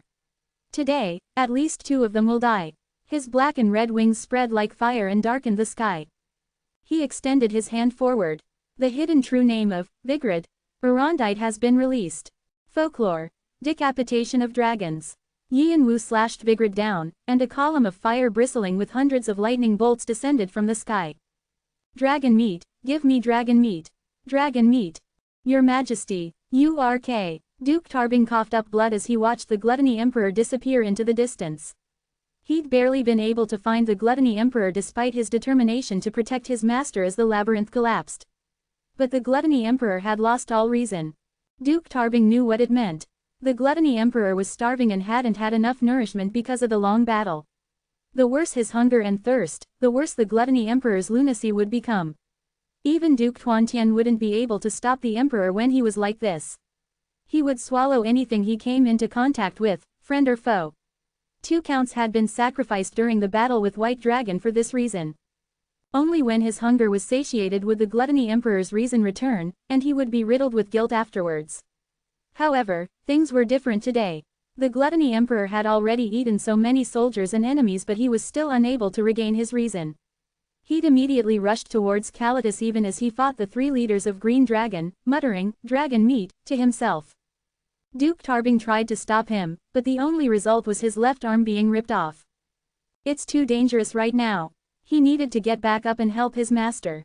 They had already lost over 80% of their forces in the labyrinth after being conned by the Hoarder. Now that the stage was Calidus territory, they had to be prepared to lose everything and focus on figuring a way out. But even that would be difficult with the Gluttony Emperor's condition. There was only one option: protect His Majesty. It would be impossible to escape the stage within the limited time anyway, so retreating after protecting the Gluttony Emperor was the best course of action. Protect His Majesty. All soldiers forward. Exterminate the dragon and show our courage to the dregs of the tower. At Duke Tarbing's shout, the Bloodland soldiers got into formation again and ran to their emperor. In the meantime, Calidus stretched his neck back and spewed breath again. The breath filled with curses and poison swept through the ground and felled the opponents that dared challenge him. However, some players tried to attack him from above. Boom! They were the kings who had temporarily formed an alliance to take on the great boss monster. A dragon with demonic energy. There's nothing more hideous than losing your identity. Return to the land you're from, great dragon. High up in the sky, Magnus looked down at Calidus with mixed emotions and spread his hands open. As a leader of the Elohim, who were descendants of higher beings, he pitied Calidus. The Elohim's most hated enemies were otherworld gods, as it was impossible to know what kind of legends they had. The skills that Magnus activated were more powerful than ever. Open angle bracket giant intent close angle bracket. Magnus stretched open his arms, his clothes fluttering behind him like a flag as a powerful wave tore through Calidus' left wing. Calidus writhed in pain. He didn't fall because his ability to fly came from magic, but he still tried to catch the bug that tried to harm him, accidentally exposing a vulnerability. The other kings didn't miss the opportunity. Meat. Delicious dragon meat. Ha ha ha. Dripping with madness, the gluttony emperor appeared right in front of Calidus. Although he was tiny in size compared to Calidus, his aura was powerful, and the stone of Gula glowed with a purple energy around his body. If I eat that and make it mine, the stone will become completely mine. Crunch. The gluttony emperor grinned and bit down on Calidus' right leg. His canines glowed with purple energy and pierced through the tough scales, even dismembering the leg. Meat, meat, ha ha ha. Boom, rumble. Waltz unsealed her 100-step fist. It was a Mugong that could attack enemies from far away. When she added magic to focus all her strength into one spot, she managed to crush Calidus' left eye. A large hole appeared in the back of his head, as though he'd been pierced through. Tom, in his real body, descended and ripped Calidus' head with his teeth. With half of his head gone, Calidus struggled in pain, casting magic randomly around him. However, it only affected foolish players and didn't do much to the 9 kings. Despite the dragon's curse, they demonstrated why they were called the 9 kings, unleashing their signature skills to cut off Calidus' wings and limbs as if to prove why they were at the peak of the tower. Although Calidus was the mighty last dragon king, the average abilities of players had increased over the last thousands of years, and he wasn't in his right mind after being taken over by the crawling chaos. I tried not to do this. The head bishop unleashed the power of the 7 demon kings from his body with 72 Bian. Oh well, I'll have to overdo myself a bit. Light gathered on each finger. The thunder nigh, explosive pak, destructive pa, heat yal, and burning so appeared. It was an incredible feat since each Bian was beyond the strength of an ordinary skill, and even the former head bishop, Black Dawn, could only achieve 4. Rumble. The head bishop struck, as if demonstrating how he'd managed to kill Black Dawn and the other bishops. Hundreds of lightning bolts fell from the sky on Calidus, bursting and covering him in flames. Calidus tried to use his magic to put the fire out, but it only became worse and ate away at him. Hoo-hoo. It won't be that easy. I combined the winds and fire of a demon king and the monkey king. The head bishop leaned on the bishop, catching his breath, the result of forcing the 7 demon kings' power to appear even with the channels disconnected. Still, the attack seemed to have been effective. Calidus thrashed around the stage, unable to use magic to resolve the problem. Cliffs tumbled down, burying the temple under a landslide. Breath heated up the atmosphere and steam rose over the ground as mountains fell. The collapse of the labyrinth had nearly destroyed the stage, and Calidus' struggle only brought further ruin. The dragon is falling. Now, let's go. The players all believed it was the time to attack as Calidus stumbled in the air. Rewards were allocated according to contribution, and if they didn't act now as Calidus lost his strength, they didn't know when they'd get another chance. Ah, kill him, catch him. The players all ran to end Calidus' life, activating their individual skills, and the light from their effects was blinding. Open hollow corner bracket ha ha ha. That guy is mine. Open hollow corner bracket what are you talking about? Mine.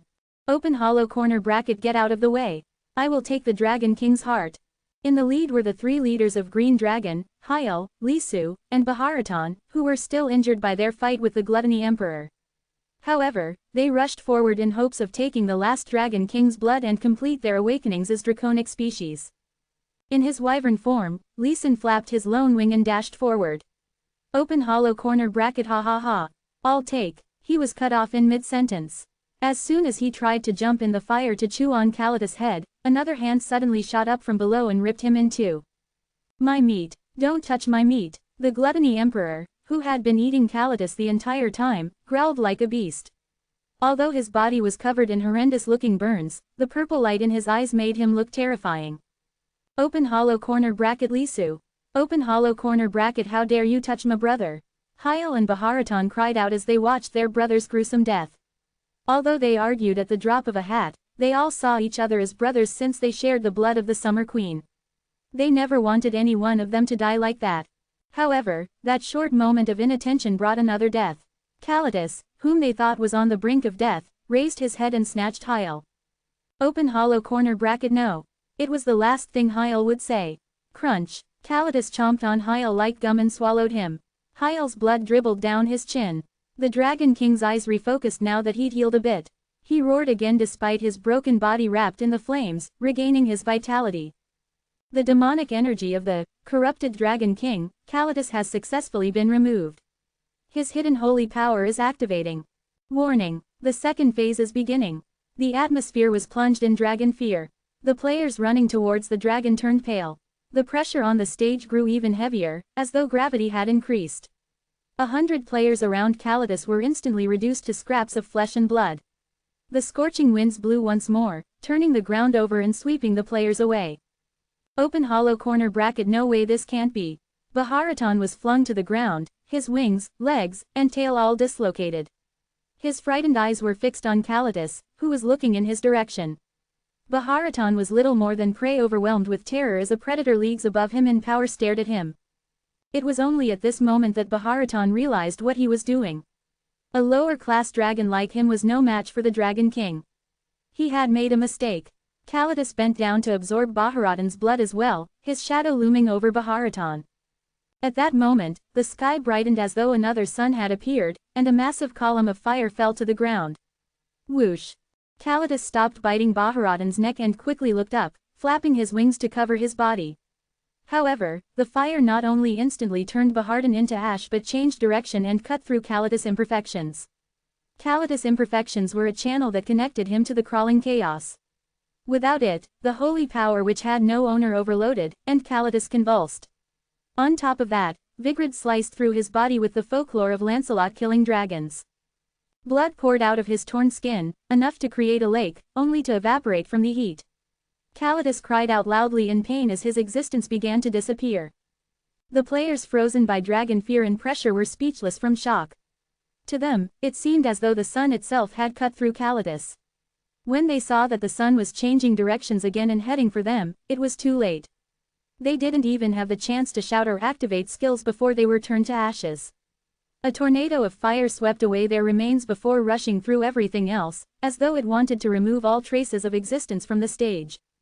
The mercenaries and magicians of the Lion Alliance, the Blood Land, the Elohim, White Dragon, Green Dragon, Black Dragon, the Devil Army, and Rankers and others who came to the labyrinth all disappeared in a flash. However, it didn't stop there. The column of fire divided the stage again and again, sweeping through everything, connecting sparks until fire lightning descended. A disaster was swallowing up the stage. Even the 9 kings couldn't avoid it.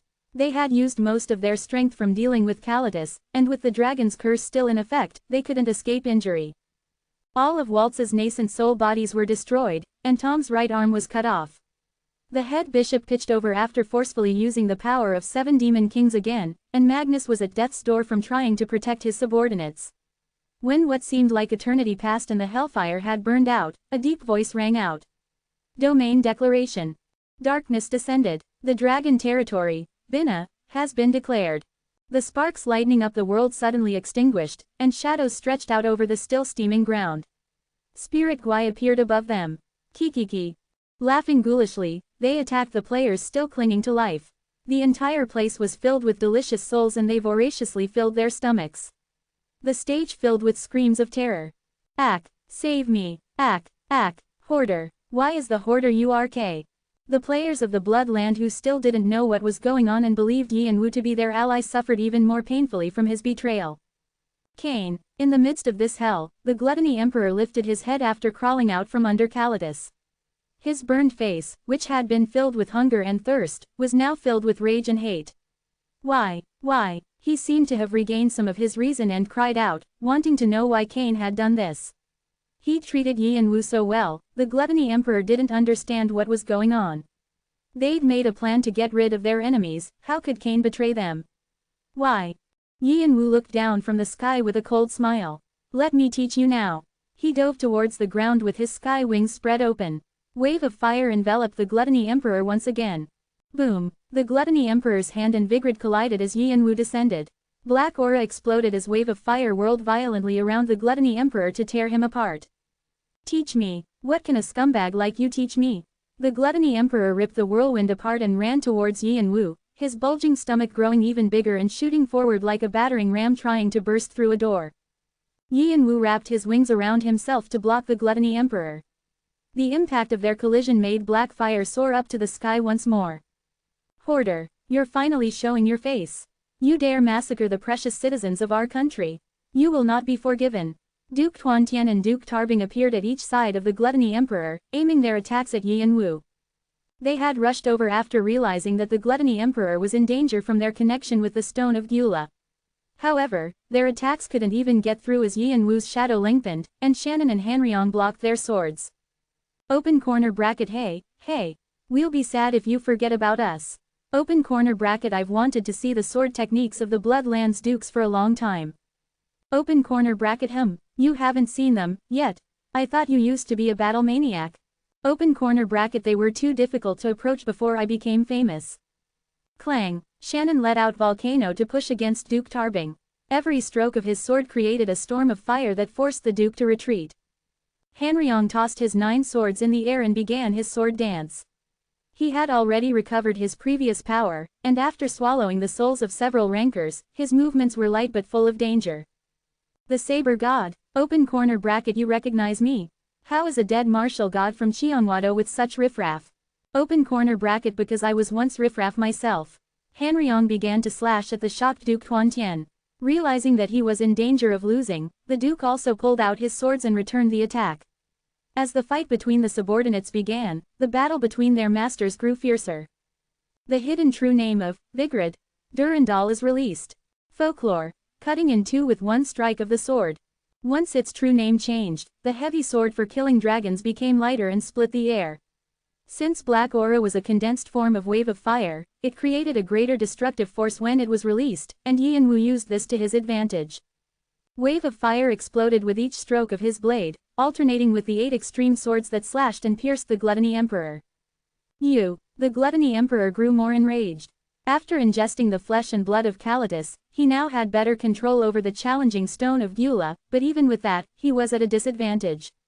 He grew even more furious that even though his skin had easily withstood the head bishop's fire, it couldn't avoid getting scorched by the black aura. The purple energy quickly healed his injuries, but he couldn't see a way to escape Yi and Wu's attacks. I bet you're going crazy because things aren't going your way, huh? The Gluttony Emperor felt shivers down his back as the golden eyes behind the mask seemed to read his mind. It's because you're using the stone so badly. Using draconic factors to control the stone is a good idea, but your methods are all wrong. The Gluttony Emperor realized that the soulstone he had kept a secret from everyone had been discovered. That's not how you use it. Yi and Wu smirked at the shocked Gluttony Emperor and brought Vigrid down. The Philosopher's Stone and Dragon Heart resonated, and flaming lightning bolts hurtled to the ground, blasting off the Gluttony Emperor's arms as he tried to stop them. But you did do something right. The Guai Ruk Nan Shin. Pretty useful, although the way you used it was incorrect. Not caring whether the Gluttony Emperor was listening, Yi and Wu sent the Nan, chaos, he'd been keeping inside the Philosopher's Stone to Boo. Nan was the power that twisted laws and put the truth in disorder. It was the perfect ability for Boo. The Elder Lish's inferno sight brightened like will-o-wisps in the sky. Open corner bracket come death close corner bracket at Boo's command, the shadows darkening the battlefield ground grew thicker, like a marsh. The fire plundering the land turned black and blazed higher. The eyes of the spirit Guai began to radiate a purple light. They bared their teeth and tore their prey to death. A gigantic hole appeared in the sky and spewed out the undead from the dungeon. The Gluttony Emperor couldn't tell whether he was in a hellfire-filled netherworld or the 50th stage of the Dragon Temple. Still, it was out of the question for him to request the help of the other 9 kings. Boom! The infuriated Kalitas entered the 3rd phase after his imperfections had been divided, and the other 9 kings were tied up, apart from being heavily injured. Damn it, the Gluttony Emperor felt frustrated. His arm had already healed, only to be cut off again. Equal amounts of purple energy and blood poured out of his body, and in addition to that, the power he'd given to his subordinates had been stolen and was being used right in front of him. His mind was on the verge of exploding. Because of the dragon's curse, his powers were restricted, and there wasn't anything he could do. No, there was one thing, a power he'd kept sealed up after using it once during his youth because its aftereffects were too destructive. It was the reason he had been able to eat all of his brothers and relatives to sit on the throne. Arg, he unleashed the stone of Gyula sleeping in his stomach. As though it were an inflating balloon, the Gluttony Emperor's body expanded 10 times its original size. Krah, his body grew to over a meter wide and was as great as a giant's. Purple energy gushed out of the tone of Gyula and manifested the Emperor's instincts and desires. Eat everything, eat all those below you and don't let anyone who looks down on you live. The Gluttony Emperor never forgot that he was an emperor, and he believed that everyone ought to kneel in front of him. The situation now seemed little more than a bunch of lowly creatures trying to rebel against him. He needed to show his might as emperor and carve the difference between him and the rest onto their hearts. I'll kill you. The first person the Gluttony Emperor believed ought to kneel was, of course, Yin Wu. With each step, the emperor made the ground shake. The madness that accompanied the purple energy filled his head with only one thought, kill Yin Wu. His eyes reddened. Time difference. Yoa Wu faced the emperor and carefully analyzed his movements in a slowed time. He wanted to see if there were any methods of using the soul stone that he could study, like the Gui Ruk Nan Shin. There's none. The emperor was just using the stone as it came to him. He wasn't even using it properly. He was just an addict drunk on his own greed. Yin Wu had only allowed him to get close in order to study him, but it seemed like there hadn't been any need to do so. From the beginning, he wasn't fit to be one of the 9 kings, anyway. Letting him keep the soul stone was like casting pearls before swine. Yin Wu returned time back to normal and sprang forward. Boom. The Gluttony Emperor's fist landed at the spot Yin Wu had just vacated. Cracks that were meters wide appeared on the earth, and rocks bounced up. Yin Wu activated Blink and appeared behind the Gluttony Emperor's legs, swinging Vigrid. Ack, thud, the Emperor fell to the ground as his Achilles tendon was cut. Yin Wu didn't have to worry about the purple energy strengthening the Emperor's body. From what he could see with draconic eyes, he could just slash the flow of magic power from the stone of Gyula and burn the cut to worsen the injury. Blood flowers bloomed around the Gluttony Emperor's ankle. Wicked devil, Black Gubatera. Yin Wu didn't miss the opportunity, and he quickly used Vigrid to unleash the secret skills of the 8 extreme swords one by one. He released the 8 trigrams, from Qian to Shuan, with each swing. He cut off all the Gluttony Emperor's limbs, creating a sea of blood around them. Ack, the blood flowers greedily absorbed the Emperor's health and magic power, delivering all the energy to Yin Wu along with the purple energy of the Stone of Gyula. The Philosopher's Stone didn't lose a single bit of the energy and took it all in, improving the quality of the Soul Stone. The effective, Black Gubatera, allows you to absorb a part of your opponent's magic power. The Soul Stone, Stone of Superbia, has discovered the energy of the Soul Stone, Stone of Gyula, and is attempting to absorb it. The Soul Stone, Stone of Superbia, has discovered the energy of the Soul Stone, Stone of Gyula, and is attempting to absorb it. The Soul Stone, Stone of Gyula, has rejected the Soul Stone, Stone of Superbia. The Soul Stone, Stone of Superbia, is attempting to force a unification. The Soul Stone, Stone of Superbia, has succeeded in absorbing magic power. The Soul Stone, Stone of Superbia, is becoming a Stone of Essen. Please absorb more magic power. Why you? The Gluttony Emperor was shocked that his secret weapon had not only failed, but had also been taken. He finally realized what Yin Wu was attempting to do. He was also a Soul Stone owner too, except he could use it more skillfully. Ah! The Gluttony Emperor shot out magic power and threw punches from the fear of losing the Stone of Gyula, but it was too difficult to match Yin Wu's speed. Because he'd grown so much larger, he'd also slowed down, making himself more vulnerable. Move, I said, move. He became frightened at the possibility of being defeated. He'd always been the one to create fear in others, and now he was on the receiving end. Ah, he was filled with terror at his impending death. Nergal laughs. Izanami laughs. The King of 7 Hells laughs. Esma Diva laughs. Halphus laughs. Hell laughs. The Gluttony Emperor realized that multiple gods and demons behind Yin Wu were looking at him mockingly. Death was already climbing past his chin to drown him. With vigor, Yi and Wu cut off the Gluttony Emperor's arm and stabbed his chest. Yi and Wu didn't stop there. He pulled out Karshina's dagger and the magic bayonet from his waist and stabbed the Emperor's stomach and ripped it open. Through the gushing blood, he could see squirming organs and blood flowers.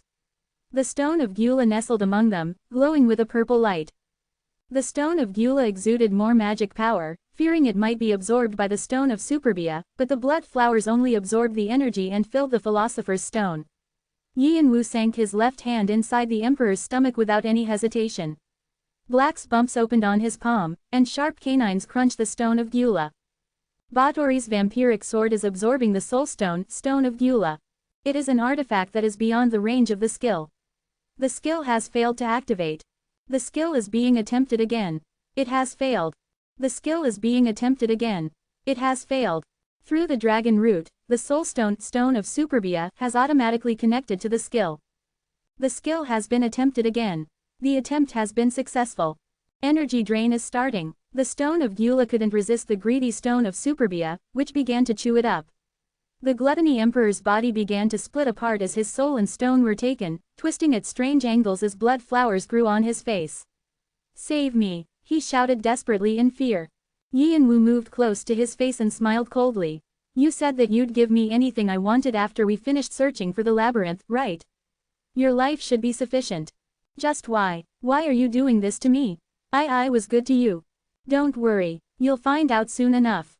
Yi and Wu dug Batory's vampiric sword deeper as he looked at the Gluttony Emperor's face crease like paper, increasing the speed of energy drain.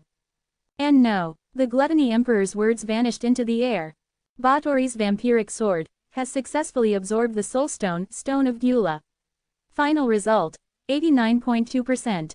Congratulations. Batory's vampiric sword skill proficiency has reached the maximum level. All stats related to the skill increase. Your health has increased by 30 points. Your magic power has increased by 35 points. New skills are being sought in consideration of your stats. As he felt the vicious stone of Superbia and the stone of Gyula avoiding conflict in the Philosopher's Stone, he slowly stood and looked around. The players were all frozen in shock. They had already found it difficult to deal with the spirit Gwai and the undead, but they never imagined that a king would die. When the Summer Queen had died, it had been at the hands of another king, the Martial King. It was a huge event for a rookie to bring down a king. Magnus and the other kings felt the same. "Who are you?" At Magnus' shaking eyes, Yi and Wu raised his hand to his mask instead of replying.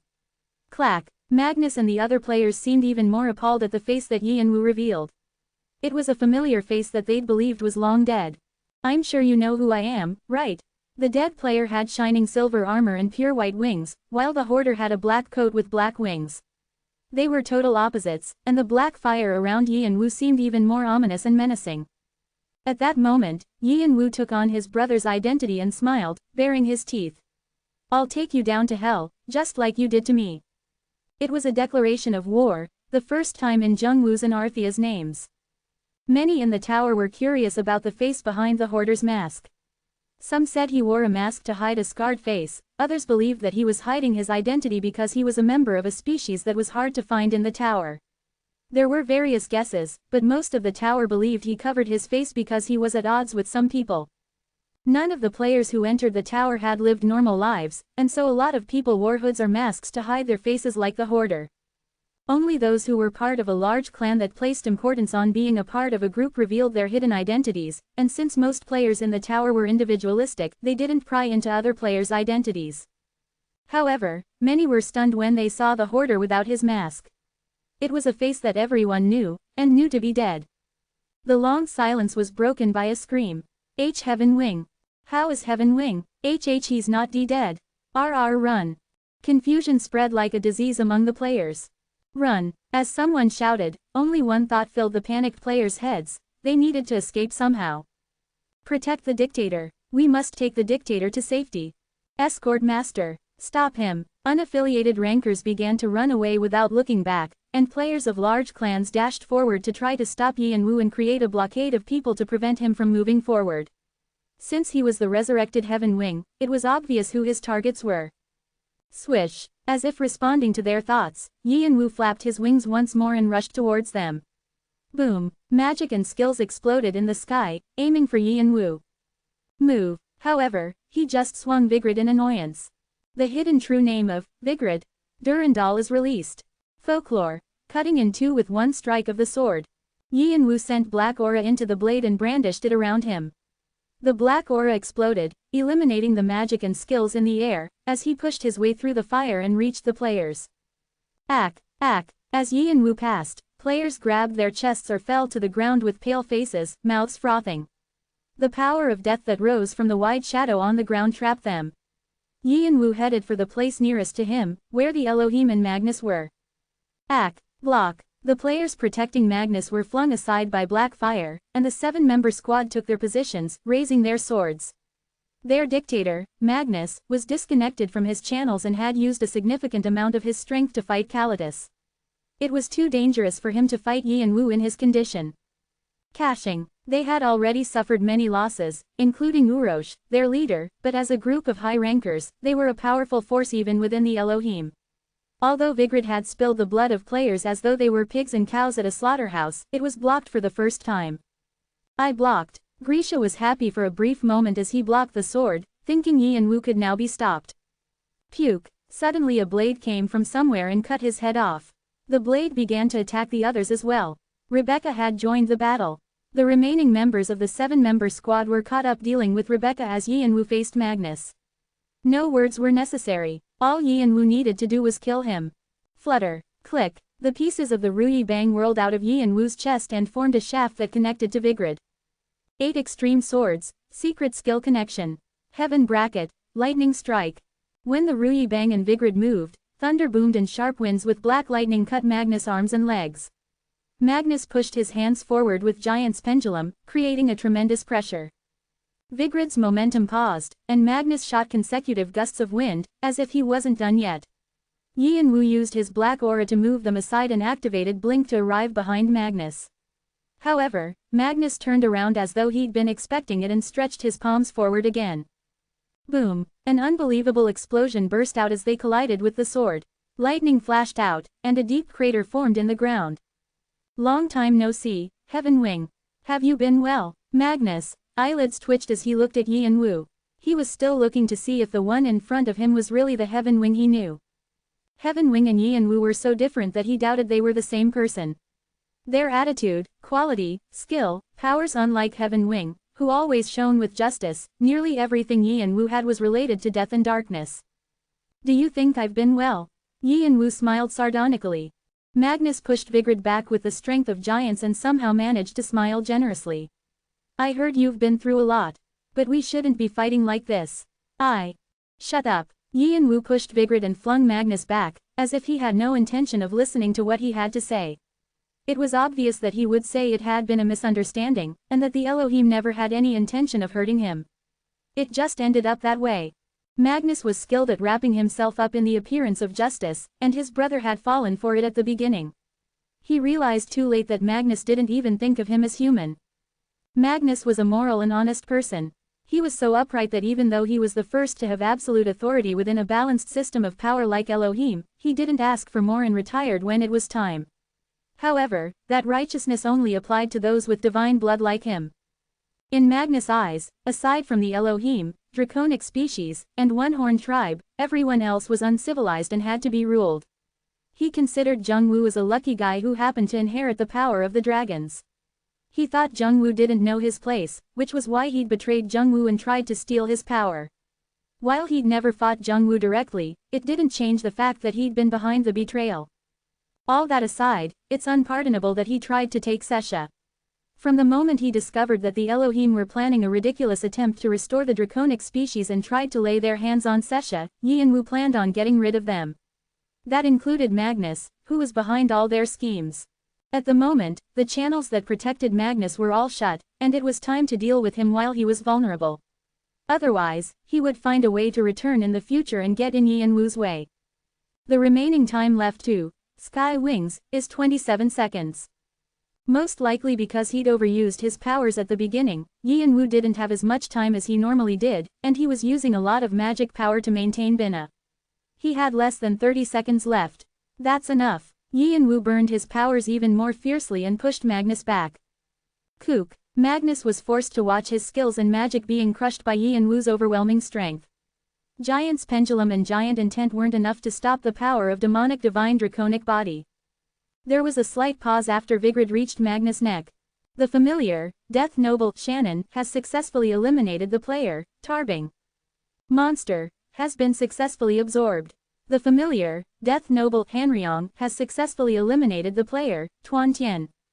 Ghost, has been successfully absorbed. The Soulstone, Stone of Superbia, and Soulstone, Stone of Gyula, have successfully stolen all functions. Final result, 96.8%. Harmonization is being attempted. Combination is being attempted. A significant amount of time may be required to finish the Stone of Essen. He already had the Ruk, or power, of Gwai Ruk Nan Shin through the Gluttony Emperor. After Duke Tarbing's and Duke Tuan Tien's deaths, the remaining Gwai Ruk Nan Shin went to Yi and Wu and were successfully absorbed by the Stone of Superbia and Stone of Gyula. This was another growth for Yi and Wu that was enough to break the skill that allowed Magnus to endure against Vigrid. The blade sliced through Magnus' neck. Magnus opened and closed his mouth as though he wanted to say something, but Yi and Wu had already cut through his neck. It was an anticlimactic death for the king supported by so many of his clan members and known for reconstructing the Elohim. Sir Magnus, even the dictator is. The forces of the Elohim were dumbfounded when Magnus was defeated. The activation time of Sky Wings has expired. The next window for activation will occur after 24 hours. The huge sky wings shrank into fire wings, and when the movement of the thousands of powers stopped, Yi and Wu felt his body stiffen from the aftereffects. He tried to hide it as much as possible and spoke coldly as he looked at the remaining Bloodland and Elohim players. Take care of them all. Kikikik. The spirit Gwai and the black shadow expanded over the players, and Yi and Wu moved again, leaving them behind. There was still a lot of prey left. Open corner bracket honor to master. Open corner bracket give the king his enemy's death, our king who sits upon the throne of death. On the battlefield of shadows and spirit Gwai, an army of death in black armor had appeared with their spears raised high. They got into formation and pushed back the enemies with cheers. It was Pluto, Hades' subordinates who now answered to Yi and Wu. They couldn't demonstrate their true strength because Yi and Wu hadn't yet gained transcendence, but they marched forward, as if to prove the war in Tartarus hadn't been won by luck. White Dragon, Black Dragon, and the Devil Army found themselves in a desperate situation. The Bloodland and the Elohim were nearly decimated, and they were next in line. Pluto pressured them from the front, and the Fantasy Regiment appeared at their flanks. Behind them, Demon Beauty Castle didn't budge and prevented them from escaping. Most importantly, Kalitas had entered the fourth phase and was in a frenzy. Although he couldn't use much magic and no longer had the dignity of the last Dragon King, Kalitas still had remnants of holy power to heal his body and crush the players. A swish of his tail blew players away, and when his breath descended, some didn't even leave a corpse behind. Waltz, Tom, and the head bishop were already in a terrible state when they saw Yi and Wu flying towards them after taking care of Magnus and the rest of the Bloodland. At this rate, we can't avoid total annihilation. The head bishop smiled bitterly as he watched Yi and Wu. The time he'd spent separated from his channels was so long that he was aging once more. He could feel his joints creaking. What about releasing it now? The head bishop turned to Waltz. Waltz pulled back the fist that was punching Kalitas and turned to him. Her dispassionate gaze met the head bishop's, as if asking what he meant. I've lived long enough, so if I die, I can just think it was the heavenly demon's will. But you're still young.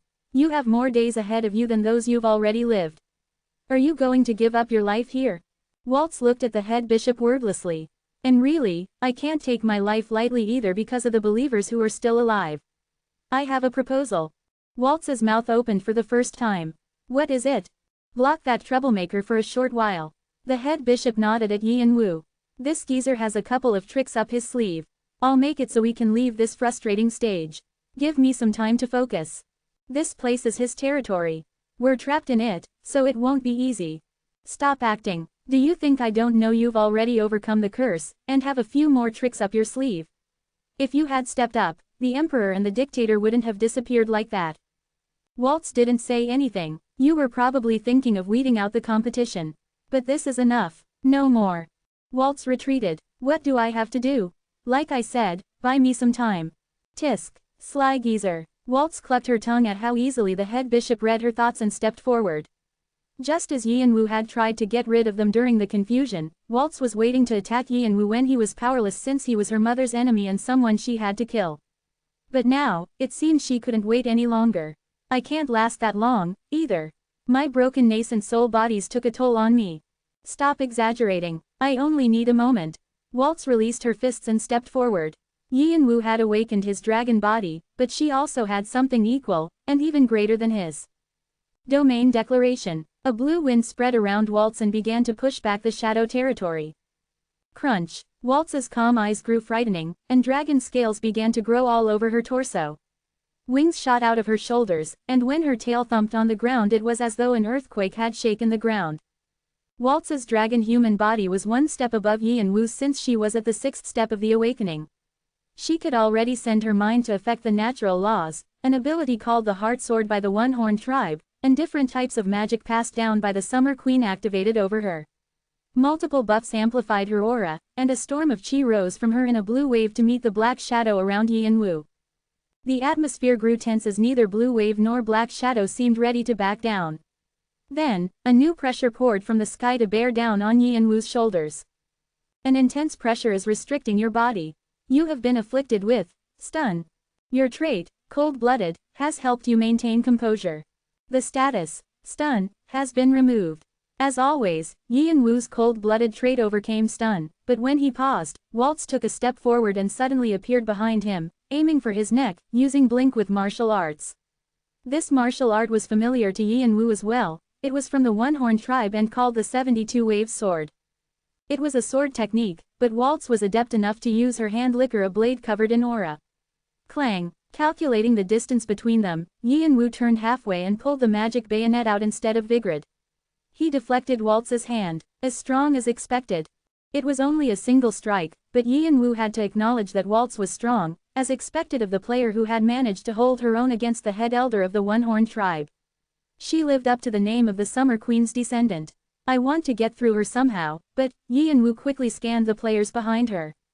Tom was still battling Kalitas, and the head bishop was sitting down, muttering a spell. It was obvious that they were trying to buy some time. He needed to attack the head bishop first in order to ruin their plans, but Waltz stood in front of him like an insurmountable wall. She had just released her presence and clapped her hands together, and he couldn't see a way past at all. All imperfections were cut off around her, and he'd have trouble dealing with her even if he opened sky wings. A memory of Waltz's nascent body from the battle with Triton's Benteke flashed through his mind. He still remembered that she'd managed to chase after him even though she had been critically injured. If Heidi and the others hadn't helped him, he would have been in real trouble. He could feel the same emotions from that moment return. However, he only raised a corner of his mouth. I can get even this time. Go ahead, let's see if you can.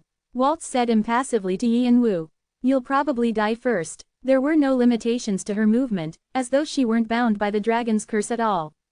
Swish. Yianwu avoided her hand and slashed her waist with Vigrid.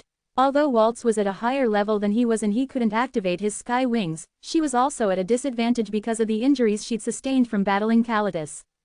The victor could be anyone. The black aura surrounding Vigrid's white blade exploded. I've seen this before. Waltz just scoffed as she watched. Boring. It was the first stage of Wave of Fire, which caused consecutive explosions with aura, but Waltz just smirked as if she already predicted how he would attack. She stamped her foot hard. Boom. The impact of her foot not only pushed the black aura away, it also blew Yianwu back. He trailed smoke as he flew off into the distance. Waltz buffed herself more and quickly closed the distance between them. I guess you haven't improved at all. The strike she prepared was infused with rotating energy. You should be careful, your head will be blown off today. It was a powerful strike that was followed by movements that made the ground quiver and space tear. Yianwu was pushed back by her pure martial arts skills. Clang. His hands moved faster as they blocked Waltz's hands. Each attack she made was so dangerous, as though she were hammering away at him relentlessly, that he found it hard to counterattack. Also, because her dragon body was at a level higher than his, Yianwu was at a disadvantage. However, he still didn't fall behind. He compensated for the gap between their physiques with his special trait, demonic draconic divine body, and he made up for his insufficient martial arts skills with magic power. His fire wings grew larger, and black aura fell on Waltz's head like lightning.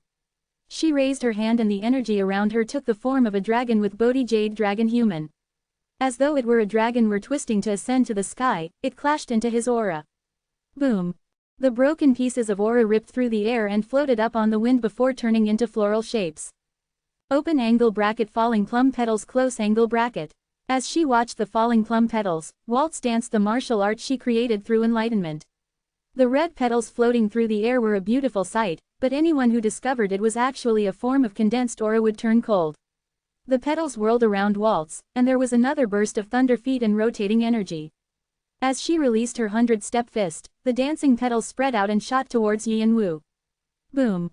Time difference. In the shower of petals, Yi and Wu's thoughts sped up and comprehended the attack of the 100-step fist.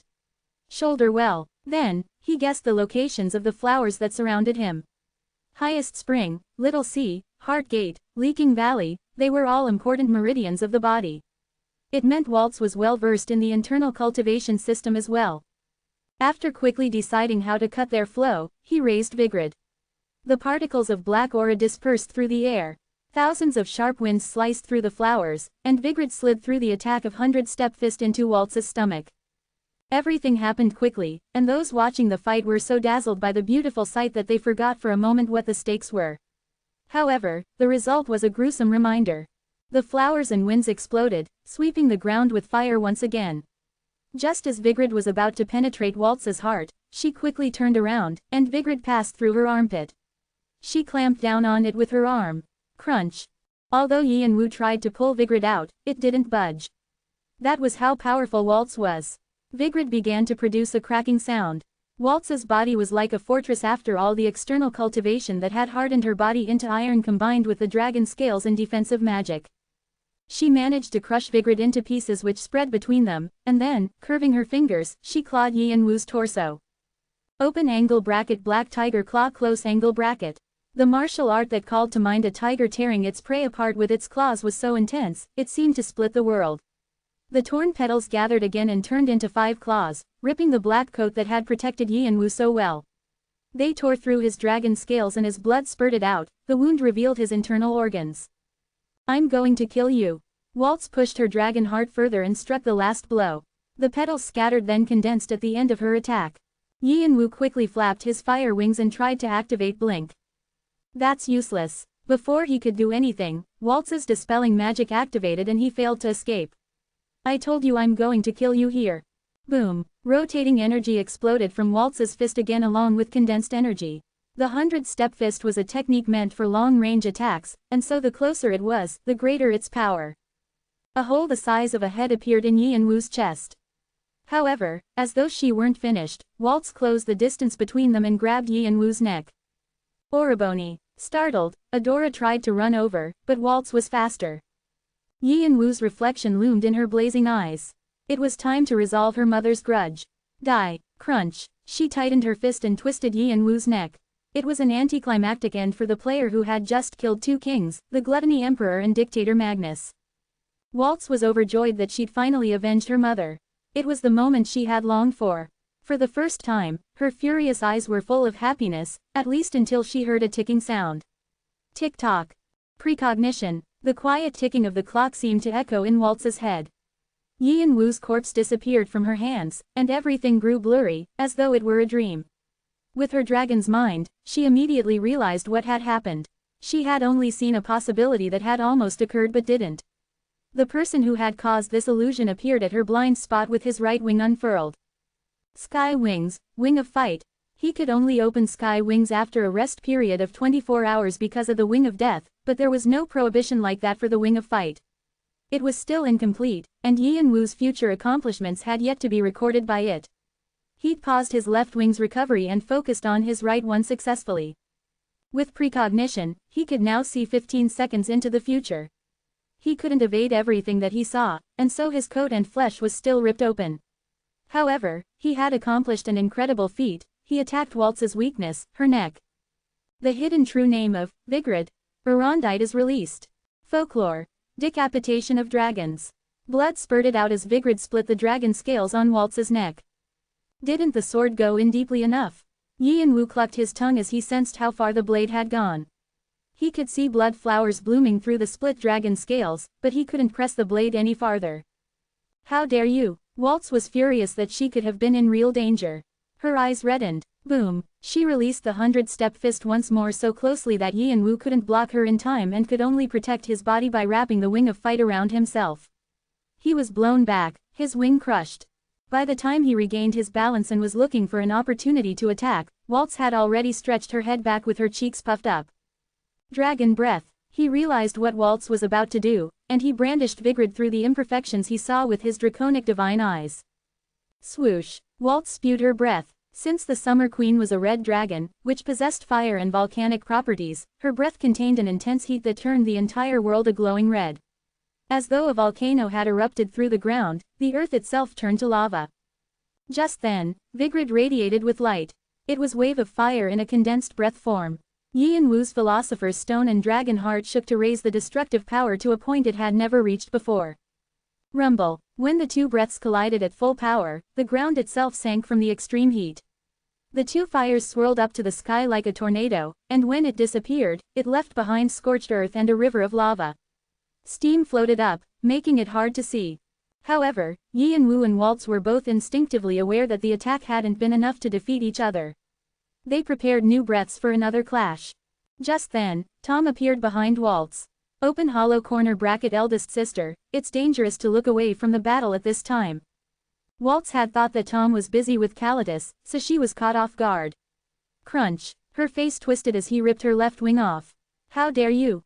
Open hollow corner bracket with mother and all our other siblings gone, we should try to get along, don't you think? Tom laughed, swallowing a piece of Waltz's wing. Open hollow corner bracket in my stomach. Are you doing this even though you know what's going on? Domain declaration. A new property is being added to the already designated, Bina. Territory of the underworld has been established. All holy properties related to the Throne of Death have been awakened. From this point, the owner of the Throne of Death has the authorization to adjust all power settings. Due to lack of divinity, powers, authorizations, and settings are weakened or unavailable. Waltz stopped growling at Tom and turned to Yi and Woo as the messages filled her vision. The greedy Tom's eyes widened as well. I was going to save this as my last card, but, without giving them a chance to defend themselves, he began a new attack using breath. A power bound to the Throne of Death, Hell Tribulation, is being activated. If Wave of Fire was insufficient, he had an alternative that was even more powerful, Hell Tribulation. It was a fire that came directly from the underworld, one that punished sinners and cleansed their souls. Because of the laws of nature, it was normally impossible to use it, but since Yi and Woo had declared his territory, he could now wield it. The fire burst through the ground towards Waltz and Tom. Hup, open hollow corner bracket, what is this? Waltz wrapped her remaining wing around her body and used blink and teleport to get as far away from Yi and Woo as possible. Tom did the same, transforming into human form and escaping. How does a player have both holy territory and holiness? It was only natural for them to be shocked since they didn't know what Yi and Woo had gone through in Tartarus. Holiness was one of the 5 conditions of transcendence. It was somewhat possible only after exuviation, and even the Summer Queen had only just managed to attain it in her final years. And yet this player, whom they hadn't even taken seriously, had possession of it. Holy territory was also a divine ability to create the setting to properly manifest holiness. Ordinary territories couldn't even compare to it. Rumble. As Waltz and Tom scrambled to escape, they could feel their dragon scales melting. They squeezed out their magic power in case Yi and Woo attacked again. Waltz defended herself using a martial art that combined multiple barriers, the Mahayana Heaven-Earth Divine Art. Tom used a unique artifact he'd received from the Summer Queen, called Ancient Dragon's Stare. They had no choice but to use their hidden aces since they didn't know how Yi and Woo would be attacking. However, Yi and Woo wasn't targeting them. Instead, he was focused on the head bishop, who was doing something behind Waltz. She'd clearly been trying to prevent him from reaching the head bishop. Whoosh. Draconic divine eyes. Fiery golden eyes. Black Gubatera, philosopher's eyes. Hell tribulation. Heaven bracket, flame wheel. Yi and Woo was soon holding the Ruyi Bang connected to Vigrid. He opened all of his eyes to set his target and gathered hell tribulation through the laws of flame wheel and sent it into Vigrid's blade. Gwai Ruk Nan Shin, courage. Dragon killer. He activated the courage of the Ruk of Gwai Ruk Nan Shin on the Ruyi Bang and added the dragon killer. The hidden name of Vigrid. Gai Bulg is released. Folklore. Hitting the mark with a single shot. Guy Bulg's folklore was never to miss a moving target, and so Vigrid and the Ruyi Bang pierced through the air like a shooting star, twisting jet streams in its wake. Yi and Wu was going to get rid of the head bishop, no matter what. Although he'd been distracted by Waltz and Tom, he was aware that the head bishop was staying back in order to prepare something significant. I have to get rid of him. He didn't know what the head bishop was planning, but he knew he had to stop him. The head bishop had appeared through Doyle on the 20th floor at the 5 Mountains of Penances, and his strength made it evident why he was considered one of the 9 kings alongside the Martial King and the Summer Queen. Now that all his powers were gone because of the muted channels, Yi and Wu needed to take the opportunity to eliminate him. His instincts told him to prevent the head bishop from completing whatever he was doing. However, Waltz and Tom realized whom Yi and Wu was targeting, and sent their attacks to Vigrid, which lost some of its momentum and power. Fortunately, I'm finally finished. The head bishop smiled and shook the bell in his hand. Ding! As the clear sound rang out from the small bell made from Ruyi Bang pieces, the head bishop disappeared into the fog. Vigrid and the Ruyi Bang landed on an empty spot, releasing hell tribulation and bolts of lightning. Mountains shattered, but the head bishop was nowhere to be seen. Instead, the fog multiplied and soared up to the sky, which became covered in white clouds that blocked its red color. Beyond the clouds, a great shadow was slowly approaching. "O Bull Demon King, please respond to my call." The head bishop risked the disappearance of his soul and turned the remainder of his magic power into soul power to become the fog. He had wanted to use holy power, not soul power, but after being abandoned by the heavenly demon, he could no longer do so. Still, if he hadn't learned the 72 Bian properly, this would be impossible. It was a measure of his desperation to help the surviving followers of the Devil Army escape. What sins had they committed to be buried here? He left behind the cruel god that had abandoned them and found others, the 7 demon kings, also known as the 7 sages. They had formed a brotherhood with the heavenly demon's other aspect, the great sage, Sun Wukong. These beings were so powerful that even the great sage had been their junior. They had even demonstrated their might by fighting the forces of the Chan sect and the Jia sect to a standstill. The head bishop had contacted the oldest of the 7 demon kings, the Bull Demon King. When his plan to become an aspect of the heavenly demon was thwarted a year ago, the Bull Demon King had responded to his plea. The head bishop was grateful to him. The Bull Demon King had taken better care of them than the god they served. He was warm, like a father. Open hollow corner bracket. Is that truly enough? The Bull Demon King replied to his desperate plea once more. His voice was staticky because of the dragon's curse, but he still managed to communicate with the head bishop easily. It was clear that he was more powerful than the Chan sect's Jade Emperor and the Jia sect's Tongtian Jiaoju. Please grant my request. Open hollow corner bracket. You'll be taking a path of no return. That's what I wish. Open hollow corner bracket. Is that how great your resentment against the youngest is? The head bishop didn't reply.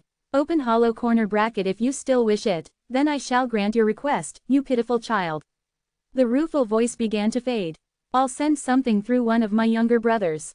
However, this holy contract is unbreakable. As soon as your business is finished, you have to come to Pandemonium. I will be on my way soon. Open hollow corner bracket. I shall be waiting. The voice vanished, and the head bishop felt a large presence forcing its way through his soul as a god crammed himself into a vessel. When the manifestation was complete, a powerful whirlwind lashed out and put out all the fires that spread over the stage. It was such a strong wind that everyone watching was shocked. Waltz and Tom could barely stand as they looked at the storm in surprise. A pressure whirled around them with an extraordinary amount of holy power that only those who exuviated and gained transcendence could emanate. At the same time, intense demonic energy spread out. Was there any other being who had both holy power and demonic energy in the tower aside from the heavenly demon? Indeed, there were, but they were unknown because they had never chosen apostles. However, those who were in the know were also aware of their terrible strength and their indifference to the lower world. Soon, the face of a man with a lion's mane overlapped with the face of the head bishop. Ha, ha, ha. I descended on my brother's orders, but this feels quite refreshing. The air below is definitely better than the stifling air above. There isn't a bastard like Alpharon getting in the way, either. This is great. The man with the lion's mane smiled devilishly as he looked at the large fan in his hand. The palm leaf fan is pretty nice, too. Then, he clenched his fist. But a man shouldn't be so reliant on items like this. Swish. The palm leaf fan disappeared into its original form, which was wind. The man with the lion's mane had only brought it on his eldest brother's orders. He didn't like to use artifacts or treasures like this. Weapons weren't a part of your body. A man should fight with his fists. The man with the lion's mane scanned the crowd to find his prey. His eyes focused on Yin Wu, and with a grin, he stamped his foot. Thump. So, it's you, the child that was spoken about. Yin Wu's face stiffened when the man with the lion's mane looked at him. He wasn't sure who he was, but he knew one thing instinctively. At the very least he's at the same level as Hades or Typhon. Who was he? The pressure he released was equal to the 3 higher beings of the Olympians. He was probably as powerful as the king of titans and giants, Typhon. Although there were limits to his power because of the constraints of manifestation, it was enough to make Yin Wu shiver. But, just then, the man with the lion's mane asked, "What's this? Who are you to have our youngest?" Youngest. Yin Wu frowned, not understanding the man with the lion's mane before remembering what the diary said. The great sage is another aspect of the heavenly demon, and he's quite a popular being. Lucille caused trouble in the heavenly world, Alpharon in the lower world, but the great sage is the only one who has caused a ruckus in both. I heard he has 6 sworn brothers who are his seniors, but they don't get involved in the tower's affairs like the great sage does, so no one knows anything about them. When the great sage was the Monkey King, stories described how beings traveled from the heavenly world to help him. What if one of the 7 demon kings had appeared? The appearance of the man with the lion's mane called to mind a name. You don't know me. I suppose we have been living quietly for some time. Ha ha ha. Boom. The man with the lion's mane thumped his fists together and roared in laughter, making the ground shake. My name is Huel. He curled his lip and growled fiercely. When I was still alive, I was called the Lion King, and after dealing with the scumbags of Chan sect and the bastards of Jia sect, the gods called me the mountain-moving sage. Yin Wu stiffened. Waltz and Tom, who had been watching Yin Wu and the man with the lion's mane at a safe distance away, were also shocked. The Devil Army was a clan that served the heavenly demon. The trait that the heavenly demon gave them already made them hard to deal with.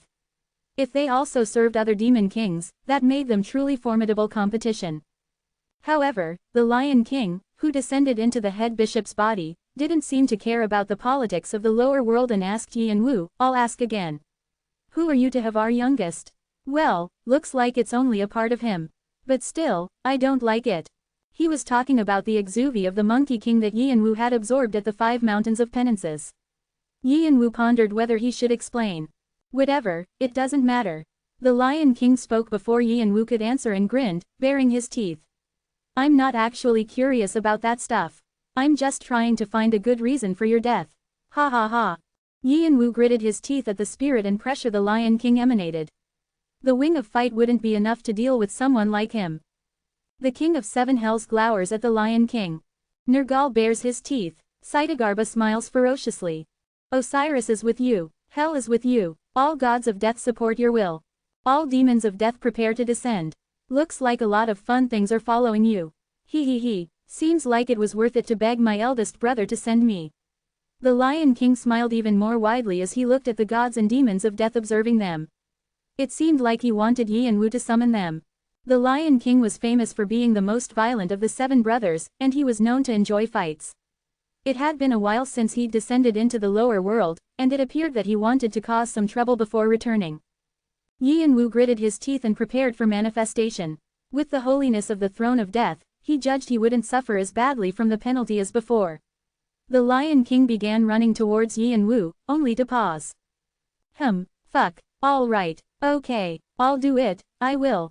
Geez, you're nagging, he grumbled, and glared at Yin Wu. You bastard, you got lucky. Yin Wu realized that the Lion King was communicating with someone, and that he was trying to leave with the head bishop. I have to stop him. Kalitas territory on the 50th floor might be destroyed. Come, you have requested assistance from the gods and demons of death with the authority of the throne of death. The King of 7 Hells accepts your summons. Nergal accepts your summons. All gods of death have accepted your request. All demons of death have accepted your request. The throne of death has temporarily released all holiness. Whoosh. Yin Wu's holiness wasn't complete, and so he lacked the level to release all the powers of the throne of death. However, he tried to get around this by using another method. He could have the 666 gods and demons who were followers of the Black King share in the manifestation, which meant he could release all of the holiness for a little while. A power bound to the throne of death, hell tribulation, is being activated. Yi and Wu spewed hell tribulation through breath to stop the Lion King. Don't bother me, human. The Lion King, who was already in a bad mood because of the restraints on his freedom, released his pressure and shouted a spell. Blow, palm leaf. The palm leaf fan created a whirling wall of wind in front of the Lion King before hell tribulation could reach him. In the meantime, the Lion King clasped his hands together. Ding! The sound of a large bell rang throughout the stage. The dark sky split, and a column of light descended on the Lion King. The light spread to the Devil Army followers close by and shielded them within a barrier of light. The dragon's curse is being released by an unknown external force. Kalitas territory, Bina, has been released. Paths to the outside have reconnected. The portals are opening. Yi and Wu realized the light coming from the sky was the power of the 7 demon kings. Within the stage was the power of the Lion King and outside was the power of the other demon kings. Kalitas territory couldn't withstand them and had been crushed. This was clearly what the head bishop had been aiming for. Yi and Wu tried to use hell tribulation again to grab him somehow, but the winds of the palm leaf fan blocked him. Now that the situation had changed, Waltz and Tom went into action. They needed to take advantage of the opportunity the head bishop had given them to escape. Yi and Wu blasted hell tribulation all around him. He'd never expected to kill all of the 9 kings who had shown up, anyway. He had believed that they'd find a way to escape or hide during the 72 hours, but he'd never expected that they would resort to such desperate measures. Just one more. Whoosh! As hell tribulation spread throughout his underworld territory, Shannon and Hanryong chased after Waltz and Tom. Catch them with any means necessary. Open corner bracket, leave it to me. Open corner bracket, yes, sir. Shadows followed Waltz and Tom. Pluto changed formation and raised their spears higher than ever. Demon Beauty Castle and the Fantasy Regiment moved as well. Even if the 7 demon kings released Kalitas territory, it would take some time for it to entirely disappear. Percentage of released territory: 16%, 7%, 21%. While he still had the chance, he had to eliminate as many enemies as he could. Open hollow corner bracket Oriboni, just focus on catching the head bishop. At Adora's open speaking, he decided to change his plans. He watched the Lion King disappearing into the light. If he couldn't destroy them directly, he'd have to use another way. The moment he was waiting for was about to arrive. The Stone of Sin, Superbiagula, has been completed. Your stats are being calculated to open a new superior skill. The skill, Bhattori's Blood and Tears, has been created. Bhattori's Blood and Tears is reacting with the Soul Stone, Stone of Gula, and has discovered another option. The Holiness of the Throne of Death has been applied to add the option. New skills are being sought in consideration of your stats. The skill, Hades, Spirit-Eating Sword, has been opened. Hades Spirit-Eating Sword. Rank, Power. Description: a new skill created from Bhattori's Vampiric Sword, after the application of the Stone of Gula and the Holiness of the Throne of Death. Not only does it absorb vitality, but it also squeezes the foundations of the soul and consumes your opponent's entire existence. Emblem of Gluttony. If you cause a critical injury to your opponent, an emblem will appear to poison them and cause excess bleeding. Each second of continued energy drain will result in additional injuries to your opponent. Their movements will slow significantly, and they will feel pain. Hades, Power. The vitality of your opponent will be pulled out by the roots. You may steal some of their stats and skills.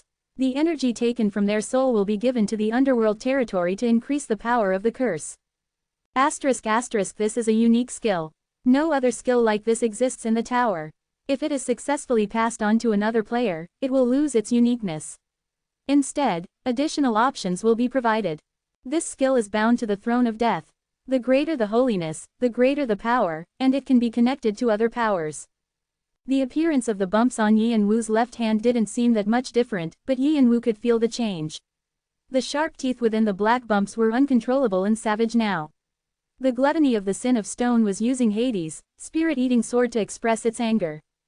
Clack, clack, devour. Previously, he had to touch something in order to absorb it, but now he only needed to raise his hand. The vicious teeth revealed themselves, and the deep abyss within began to suck everything in, including the hell tribulation and winds of the palm leaf fan. He was trying to use Hades, Spirit-Eating Sword to take the winds whole. If it was possible, he wanted to steal the palm leaf fan. He definitely wanted a treasure that could block hell tribulation. Because of this, a hole was torn in the tornado protecting the Lion King and the Devil Army. The hidden true name of Vigrid Durandal is released. Folklore. Cutting in two with one strike of the sword. When he slashed Vigrid, the barrier exploded, and hell tribulation flooded into the barrier of light like water, sweeping away 30% of the Devil Army. The Lion King, who was already halfway through the light, stepped up and repelled hell tribulation away with his pressure. Open hollow corner bracket. You took the palm leaf fan. You damned bastard. While the Lion King and gods and demons of death fought closely, most of the Devil Army followers managed to disappear behind the curtain of light. The Lion King stepped when they were all gone. Open hollow corner bracket. When we meet again. His face was twisted. He had suffered an immense amount of damage from blocking hell tribulation, including the loss of his left arm. Open hollow corner bracket. You'll die by my hand. At those words, the light disappeared with the Lion King and the Devil Army. Percentage of released territory, 105%. All of Kalitas territory has been released. After that message, White Dragon, Black Dragon, the Lion Alliance, and all other rankers and players attempted to escape from the hellish stage to spread word that the Heaven Wing had returned, sword sharp with revenge. They ran to let the tower know that the sword was now pointed at their necks. Thud, Kalitas fell in exhaustion to the ground after losing all his territory. You have succeeded in clearing the boss monster, demonic dragon of chaos Kalitas. You have successfully completed the sudden quest, Kill the Dragon. You have made an achievement that is not easily accomplished. Additional karma will be provided. You have acquired 300,000 karma.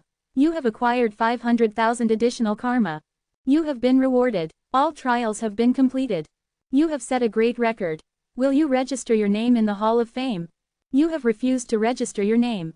Your record has been deeply engraved in the tower. You can register your name whenever you wish. Would you like to move to the 51st floor?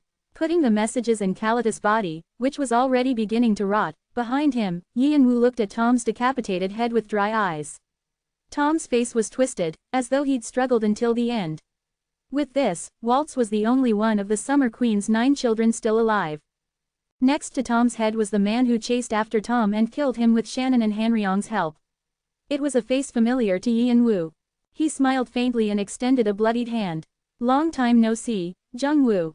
Leonhardt, you're the leader of the fantasy regiment. I hadn't been climbing the tower very long when I met Leonhardt. The tower was still unfamiliar and full of people tense with nervousness, but I saw him crouching in a corner watching ants march by. He couldn't have made a stranger first impression. He was Arthia's tactician and greatest swordsman, which had gotten him the nickname, Sword Strategist. Many said that it was thanks to him that Arthia had grown at such a fast pace. Jung-Woo agreed with them. His brother's reputation as Heaven Wing had begun to spread by then, but gaining fame as a ranker and leading a clan were two different things. Jung-Woo had only been able to march forward without looking back thanks to Leonhardt's management of the clan's internal affairs. On his part, Leonhardt was grateful that Jung-Woo trusted him and did his best in any task he was assigned to do. However, the relationship between Jung-Woo and Leonhardt began to grow strained when Arthia became unstable. By the end, when Jung-Woo had become oversensitive to everything, Leonhardt gave up trying to appease him and left. That was when Arthia's descent into destruction truly began. Without one of the main pillars of the clan could no longer pull itself together. This was why Yian-Wu had complicated feelings about Leonhardt. URRNG. He could feel the pocket watch that contained his brother's vestige trembling, which probably meant that he felt the same. Unlike Bahal and Leonte, who had betrayed Jung-Woo, Leonhardt had just left because he was exhausted from dealing with him. It was a stretch to call it a betrayal and begrudge him for leaving. Leonhardt had done his best to support Arthia even up to the moment he left. Afterwards, he didn't do anything to harm Arthia. But he also didn't stay by Jung-Woo's side when he was alone. Yian-Wu didn't bear any grudges, but that didn't mean his feelings of resentment had disappeared either. He couldn't say it was a pleasure to see Leonhardt. You've grown cold. Leonhardt held out his hand, then took it back with a rueful smile when Yian-Wu didn't grab it. I missed you a lot. Yian-Wu said in an indifferent voice, I thought you joined the Sea of Time. I did, but I got out not too long after joining. He added in a quiet voice, right after I learned that you'd died. Yian-Wu didn't speak. That place wasn't my home. Everything was going wrong. Traitor roamed free, trying to show that they were better than anyone else. Large clans were hostile towards each other, and those who praised your name quickly forgot about you. His face began to fill with rage. I wanted to fix these things. I went undercover and gathered comrades one by one.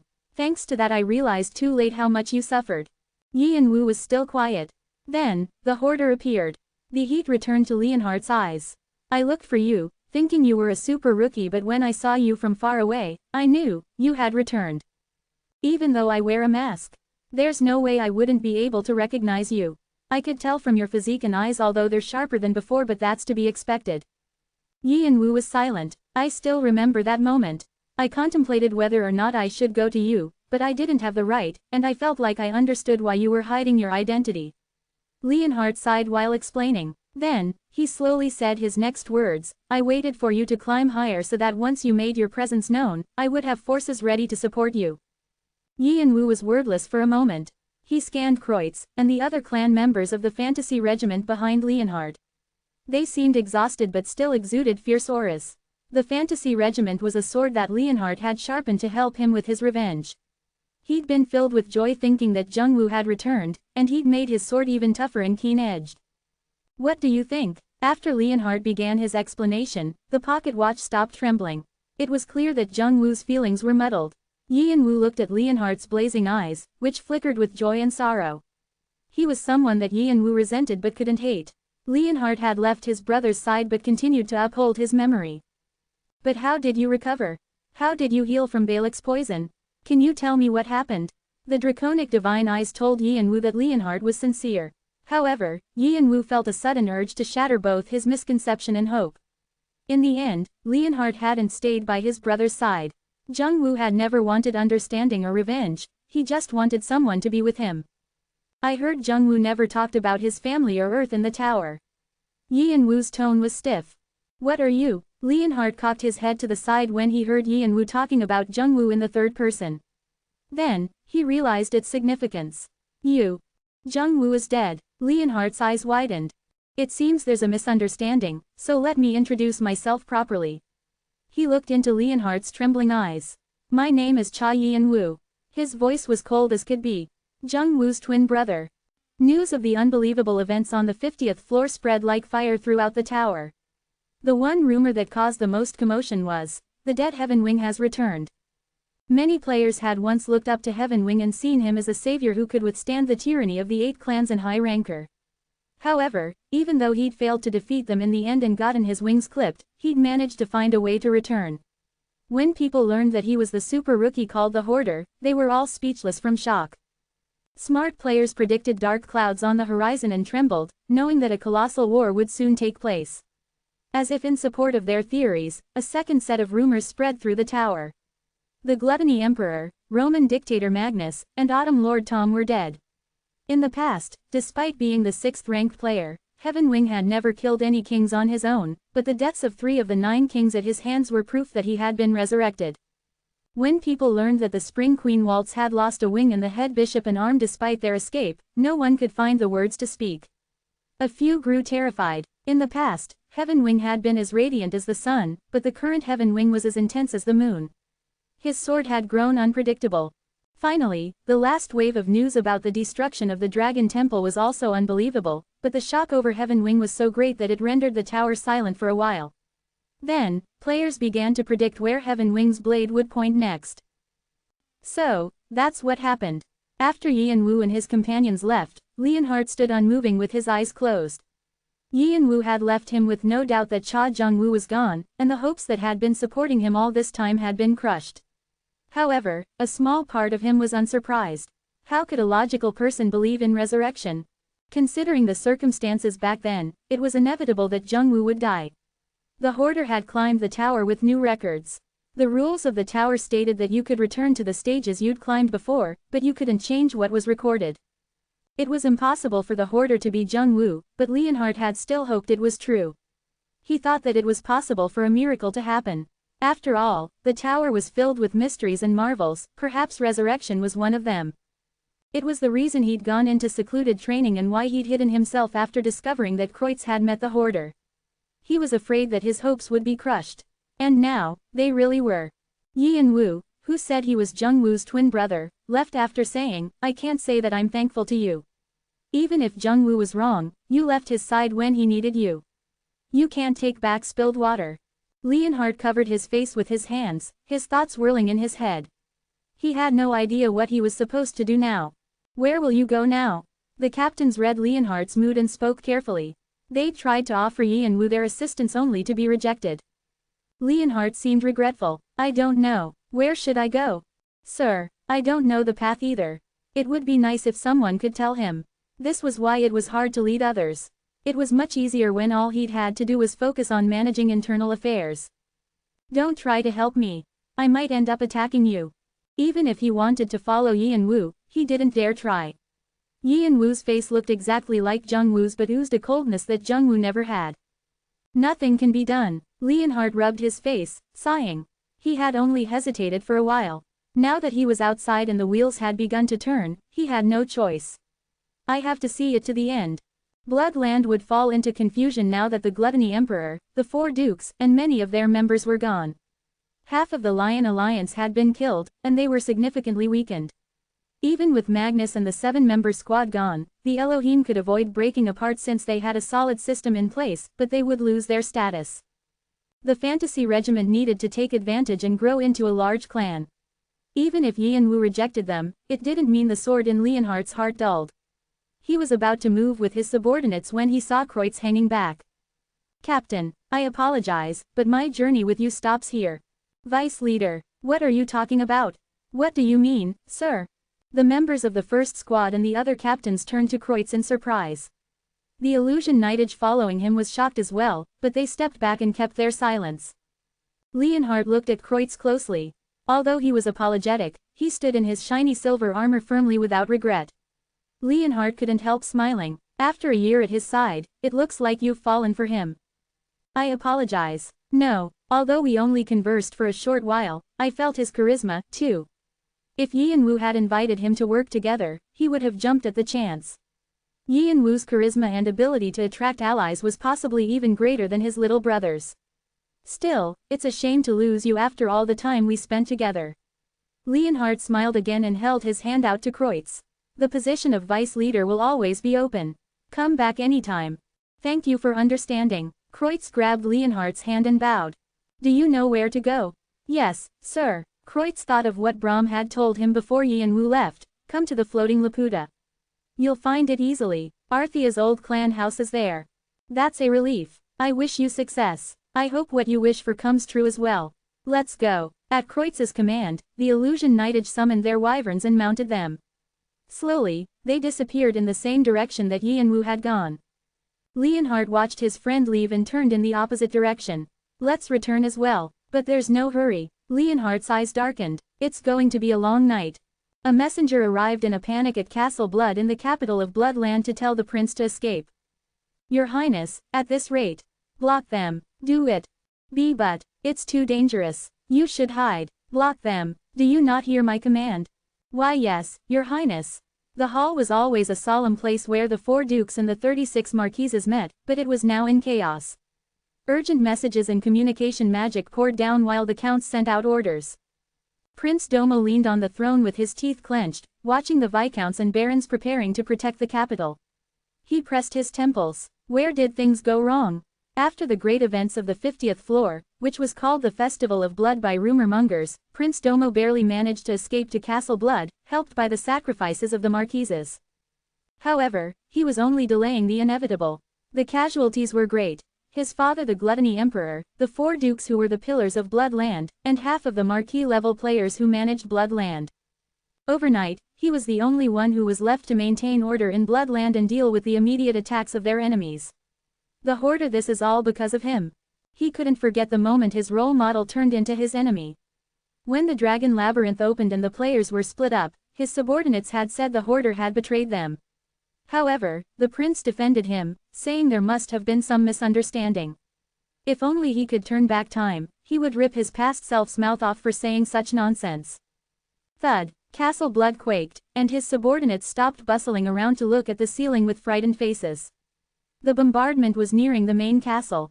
Rumble. When Castle Blood shook again, Marquis Narbinger burst through the door to deliver news that the enemies had arrived. Your Highness, they've entered the main castle. You must hide, URK. He pitched over, vomiting blood as a hole appeared in his chest. His blood poured out onto the floor as an army of death surrounded by dark shadows surged inside. The royal bodyguards tried their best to stop them only to be impaled on the black spears. "Where do you think you we have to stop them The hall was in pandemonium as the counts and marquises that rushed forward collapsed, spurting blood. The heads of knights and soldiers rolled on the floor. Castle Blood, which had never been invaded ever since Bloodland was established, was falling to the enemy. Prince Domo wanted to die as he was forced to watch every second of the humiliation. Pluto, the army of death, killed all those who resisted and sucked them into the soul collection. Those who surrendered were forced to kneel.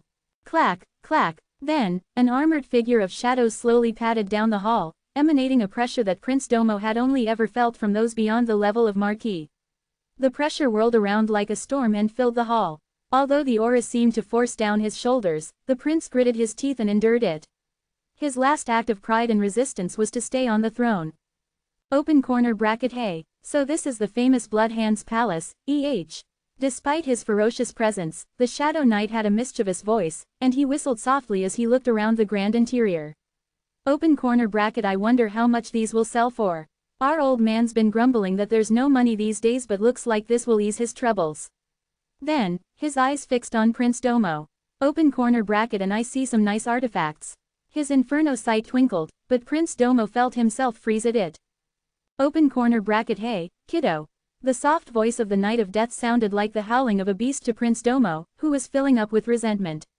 The knight was treating him the way noblemen treated ordinary citizens, just as how Prince Domo viewed people who were hostile to Bloodland as barbarians, not caring about their histories or cultures. You should be respectful and come down here while I still feel like being nice.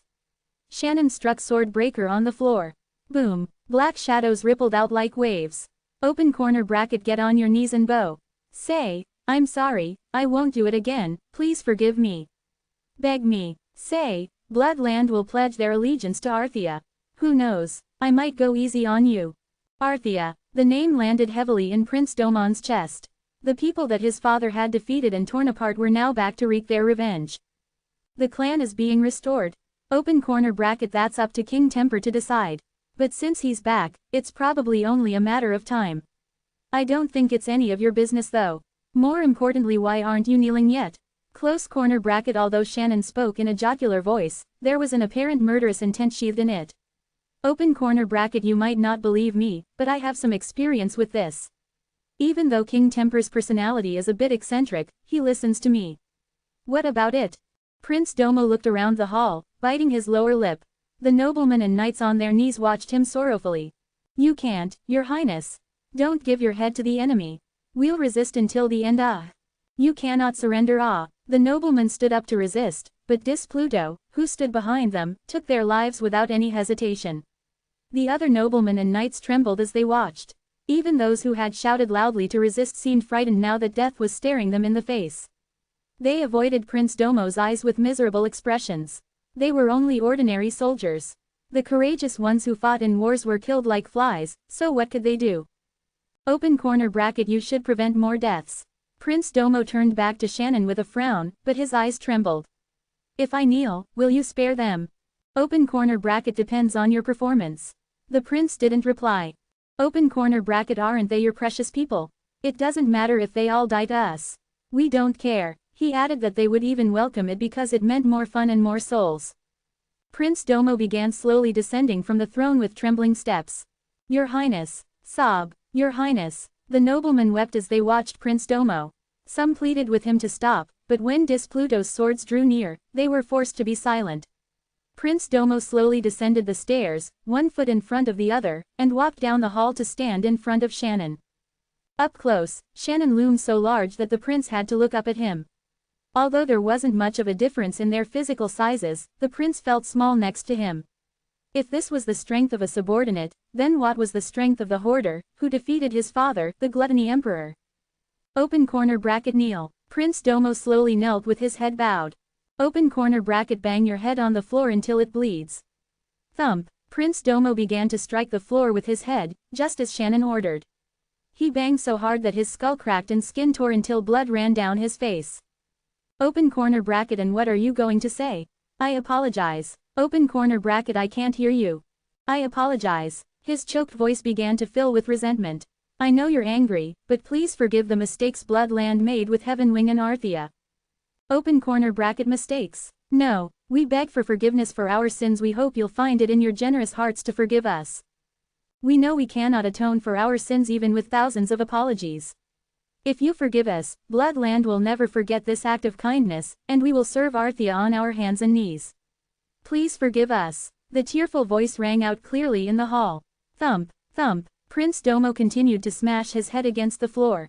The noblemen couldn't bear to look and turned their eyes away. As he looked at the back of the prince's head bowing over the blood-stained ground, Shannon crouched down and whispered in the prince's ear, open corner bracket tisk tisk. No, no, you're not a servant but a dog. Ruff ruff. You know that. Alright, try saying it. Go on. Ruff. Open corner bracket again. Ruff ruff. Ruff. Open corner bracket good job. Ruff. Ruff ruff ruff. Open corner bracket ha ha ha. Yes, now we're talking. Ruff ruff. Shannon burst out in laughter and stood up. Prince Domo's tearful barking grew louder. Open corner bracket ah. Your effort to save your subordinates is so admirable. That's enough. Son of a bitch, lift your head now. Was it finally over? Prince Domo held back his tears and slowly looked up. He'd take the humiliation just this once. After all, Bloodland's long, 1,000-year history wasn't always filled with glory, and they had gone through worse than this. During those dark days, the kings had overcome the threat with their wisdom and kept the land intact, leaving their descendants the task of reviving the empire. This was just another one of those low periods. Under his rule, they might have to live as Arthea's dogs, but he firmly believed that his children or grandchildren would one day avenge Bloodland for this humiliation. At Shannon's permission, he looked up, sure that the empire would still be safe. However, when he spied the light flashing towards his neck, he was so shocked that his eyes widened, unable to fully comprehend the situation. Open corner bracket ah, you idiot. He could hear the nobleman and the knights calling his name tearfully. Open corner bracket you really believe that? Swish. And you say I'm the hot-tempered one. Yi and Wu watched Shannon cut off Prince Domo's head through their shared connection, clucking his tongue. Shannon had pretended to be lenient, only to humiliate the prince and kill him in the end. Yi and Wu had ordered Shannon to take care of Bloodland and sent Hanryong after the Elohim. He told them not to spare a single person, but Shannon was too full of mischief. Shannon grinned, ordering the Dis-Pluto soldiers under him to take care of the rest of Bloodland. Open corner bracket where do you think I learned all this? I learned right at the side of our great King Temper close corner bracket Yi and Wu cut off the connection with Shannon as soon as Shannon began blabbering again. He looked up at the sky where Laputa, the floating castle, hovered. He thought it had disappeared after losing its function as Calidus' lair. It was time to retrieve the last of Jung Wu's belongings that he'd left behind in Arthea's clan house, along with the elixir. Calidus' lair, the floating castle Laputa, used to be located in the illusory world at the center of the dragon labyrinth.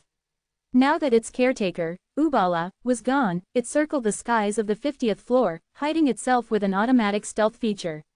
But if it used up all of its stores of magic power, it wouldn't be able to sustain the feature, and there was also a danger that it would crash into the stage. At the moment, though, it seemed to be functioning normally. Fire Wings is activating. The winds of Palm Leaf Fan are assisting with flight and direction. Yi and Wu spread his fire wings and flew to Laputa on a breeze that helped his speed increase. The wind also carried Brahm, Galliard, and Adora. Demon Beauty Castle didn't try to follow them, since they had been ordered to wait on the ground, but their eyes widened. Brahm safely landed in Laputa after Yi and Wu and exclaimed with astonishment. The eldest of the 7 demon kings, the Bull Demon King, has many holy artifacts and treasure, but I heard the Palm Leaf Fan is the best among them. What a mysterious wind, how did you get your hands on it?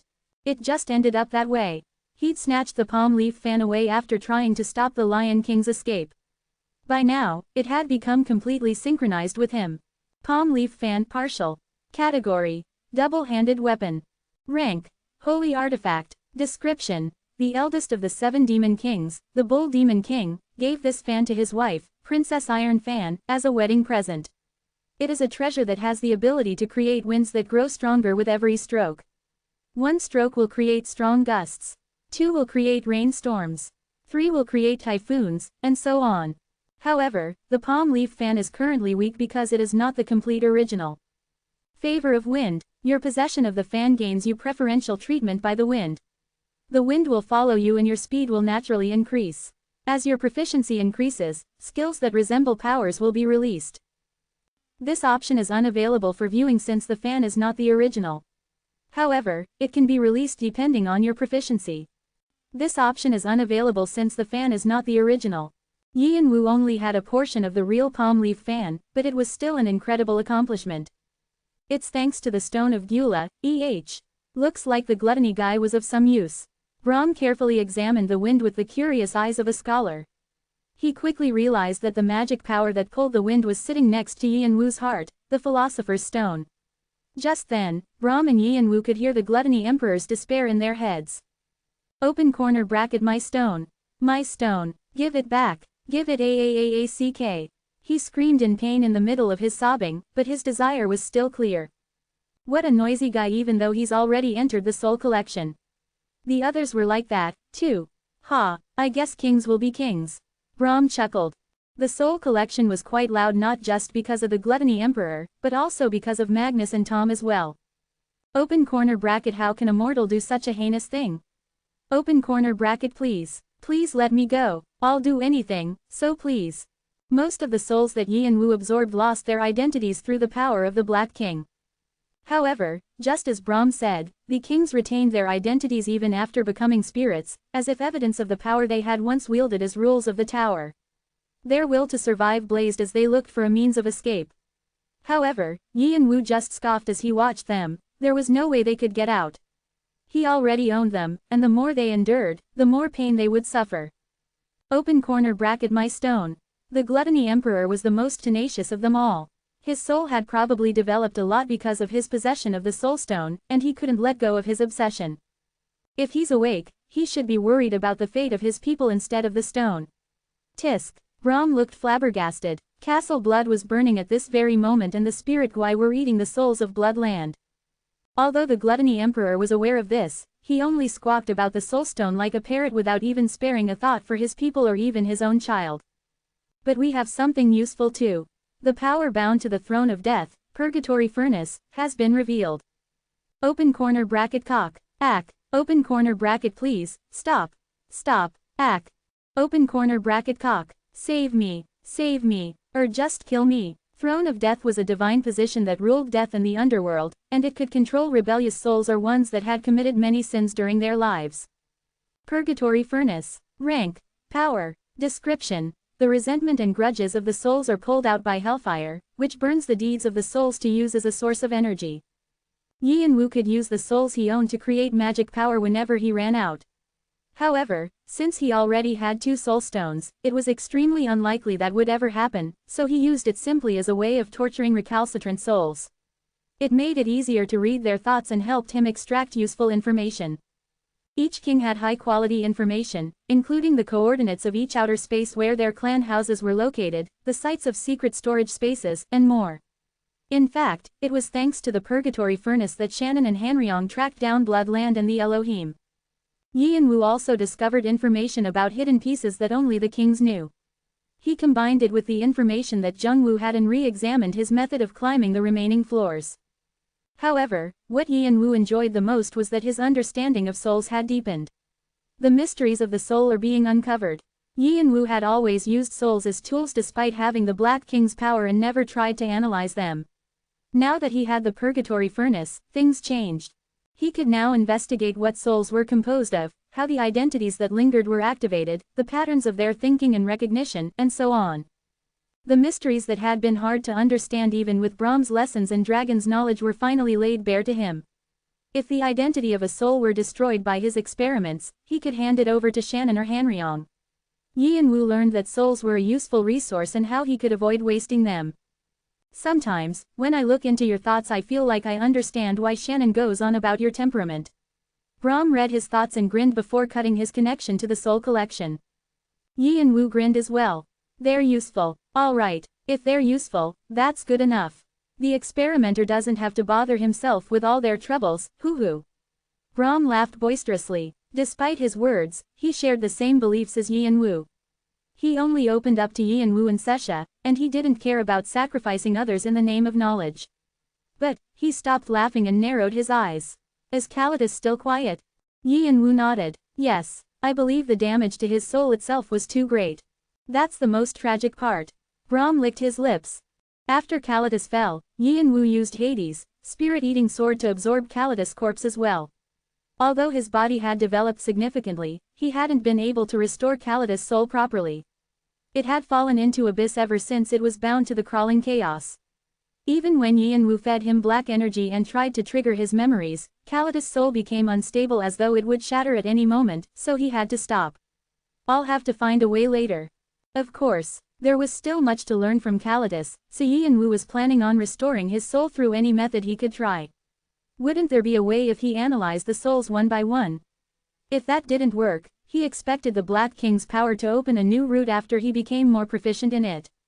Besides that, Yi and Wu laughed again, and scanned their surroundings. Laputa was in ruins. It had collapsed after Kalidas had been summoned forcibly, and it would take a lot of time and resources to restore it. The infection of the crawling chaos appears to have progressed. The crawling chaos had left so much holy power behind that Kalidas' energy paled in comparison. It was difficult to distinguish the place from a dragon's lair or a temple worshipping the crawling chaos.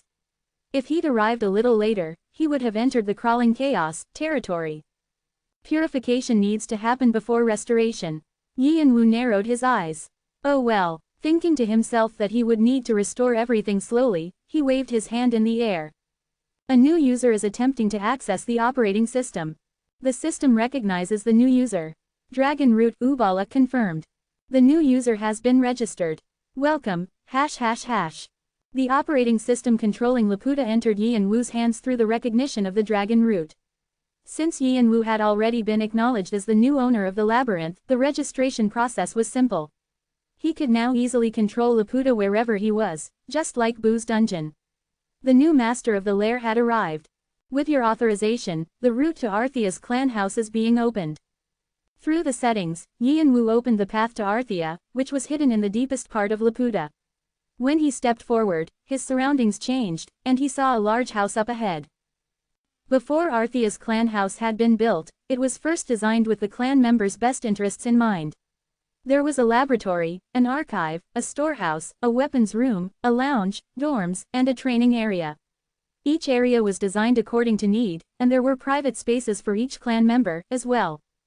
Originally, it had been an outer space completely separate from Laputa, but after the clan members left, Jungwoo returned to Laputa, which was filled with memories with Kalidas.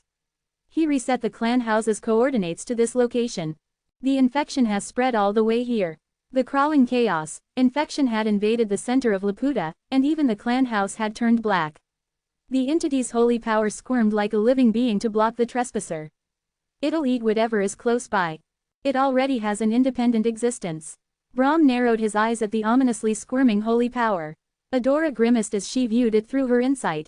The holy power sensed Yi and Wu and the other and began to approach them, opening its mouth to show its fangs as it prepared to extend its tentacles. Let's get rid of it quickly. Brahm pulled out his Book of Mars, Galliard drew his bow, and Adora unsheathed Divine Evil as they stepped forward. Yi and Wu brandished Vigrid as well. The power bound to Throne of Death, Hell Tribulation, is being activated. The element of Holy Fire has been added. The flames from Hell spread along the ground in waves. With the addition of Holy Fire, the black fire instantly burned up the holy power, scattering it into ashes as it was purified. Clack, clack. Hades' spirit-eating sword is absorbing the crawling chaos, holy power. Yi and Wu slowly walked forward with his left hand extended, absorbing the remnants of the holy power. Keek, kayak, kayak. After the holy power of the crawling chaos disappeared from the clan house, it left behind strange monsters. Without its connection to the crawling chaos, the holy power took on independent identities and began to form different vestiges that were too bizarre to have evolved naturally. They were so tough that even Hell Tribulation and Holy Fire didn't burn them. However, Yi and Wu hesitated to increase the intensity of his fire power for fear that the clan house might be blown away. How troublesome. Brahm clucked his tongue and cast his magic, aware of the problem. There were several explosions and a large magic square appeared. Holy power was a god's strength, and he was using magic to return the clan house to its original condition. Whoosh! As rays of light appeared, the holy power began to weaken. Galliard, who was standing quietly in the back, released an arrow, which split into multiple pieces that descended on the monsters' heads, making them explode like fireworks. Hades' spirit-eating sword is absorbing the crawling chaos, holy power. Hades' spirit-eating sword, skill proficiency has slightly increased. 3.2%. Atmum system, is assessing the absorbed holy power. Refinement process, 32.1%. The stone of Sin Superbiagula has reacted and is speeding up the process. Final refinement, 42.9%. The refined holy power has been bound to your magic power storage dragon heart. Yianwu weakened the monsters with hell tribulation, Brahm took them apart with his magic, and Galliard and Adora took care of what was left. They repeated this process multiple times, and after a while, they finally got rid of all the holy power in the clan house as Hades' spirit-eating sword greedily ate its ashes. You have made a small achievement. You have acquired 50,000 karma. The clan house was exactly as Yianwu had seen it in the diary. It's been a while, Brahm quietly muttered to himself with a nostalgic expression. As Jungwoo's alchemy teacher, he had had a close relationship with Arthea, and so this place held special memories for him as well. Because he regretted not being at Jungwoo's side since he was busy caring for Sesha, his walk down memory lane was especially poignant. Galliard, who'd believed he would stay in the tutorial forever, was also emotional as he remembered the child who had followed him around everywhere calling him, teacher. Adora was awed at the sight of the famed Arthea headquarters, but she also glanced at Yianwu with concern. Yianwu stared at the clan house. Let's move. Brahm looked at Yianwu and took Galliard and Adora somewhere else to give Yianwu privacy. The clan house was made up of a long building connected to 3 smaller ones which made it look like an E. There were separate rooms and training areas that were located far from the main building. Yianwu slowly looked around each of the buildings. Although a long time had passed, the cleaning magic kept the clan house neat, as though people were still living in it. It made Yianwu imagine countless scenes. Ha ha ha, why do you look like that? Ha, that idiot has caused trouble again. Ha ha, yes, that's our commander for you. Right. Geez, that temper, I love you. They were memories of Jungwoo and his friends, like when he squabbled with Balak over chemicals in his lab. Ah, hey, you psycho, I said we're fucked if you touch that. Huh, it's not like this. If you don't know, just shut up and stay still. Geez. Memories of Jungwoo giggling with Leonte in the storage room as they planned to buy alcohol. How much do you think this is worth? Probably as much as the armor you're wearing. Damn, why is this jewel so expensive? Are you serious? Everyone is crazy about mermaid tears. How can a clan leader be so ignorant? Should we sell it and pocket the money? Hey, if we get caught by Leon, we'll both be dead. Let's buy drinks with it. Okay. Memories of the nagging Valdebec gave Yianwu as he taught him giant fighting techniques in the common training area. Boss, you're too weak. This isn't good. Get up. Hey, that's not fair. Think of the difference between our bodies.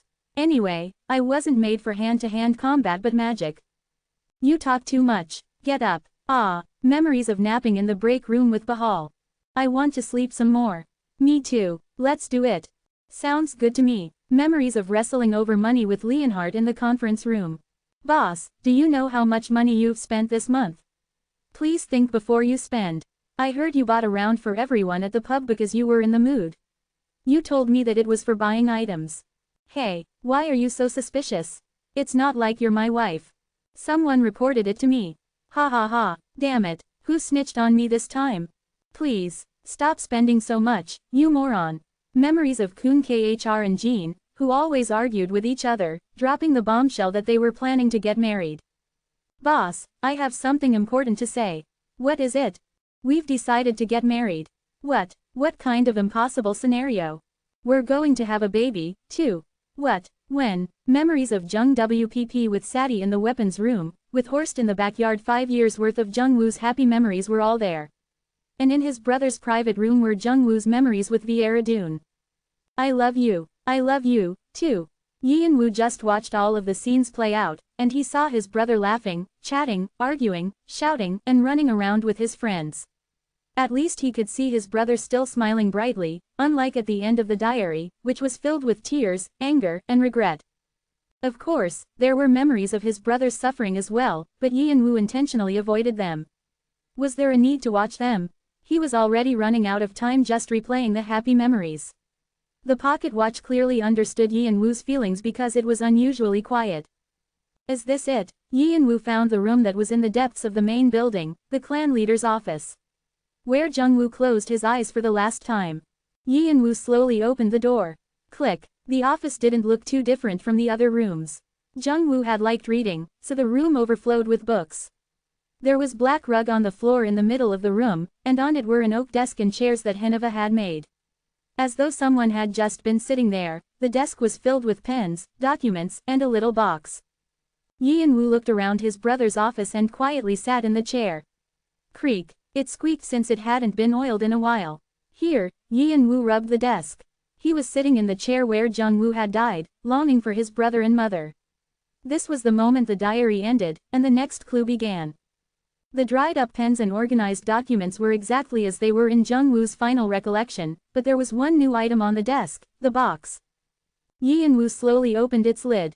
His eyelids trembled when he saw the pictures inside of his brother smiling with his friends.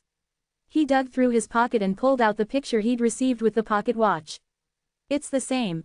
The only difference between the two pictures was that the one in the box had something written on the back, the 9th day of the 7th month of the 6217th year of the tower. A fun day. From Arthea's clan house. The letters were crooked and clumsy, like a child had written them, and they were so large that they filled up the entire back of the picture. Only one person in Arthea had this handwriting. Valdebik. Since the half-giant Valdebik had been raised as a warrior from birth according to the traditions of the giant species, he was illiterate. He'd only learned to read and write thanks to Jung-woo.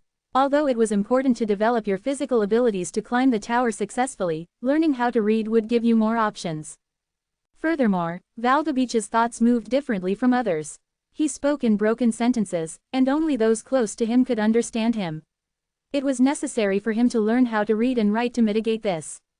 Jung-woo had sat with Valdebik and taught him to read and write whenever they had time. Thanks to him, by the time Arthea had grown, Valdebik could speak normally, although his ugly handwriting didn't improve. The box was filled with Valdebich's other possessions, a small dagger, a ring, and artifacts like necklaces. They were all presents Jung-woo had given Valdebik. Kalidas had said that Valdebik had been the one who retrieved Jung-woo's corpse and belongings.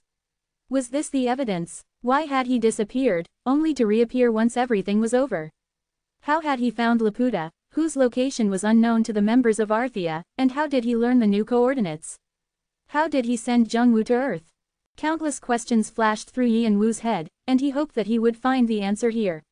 There was an envelope at the bottom of the box, and neat but crooked letters spelled out, to Jung-woo's family. So he did know I'd come. Yi and Woo carefully unsealed the envelope and opened the letter to read the confession of a warrior. The letter began, "What I write here is little more than excuses and cannot be of any comfort to the reader of this letter. I know I can't repent for what I've done, but still I wanted to write these words. I'm sorry, Jung-woo." It all began with Balak's words.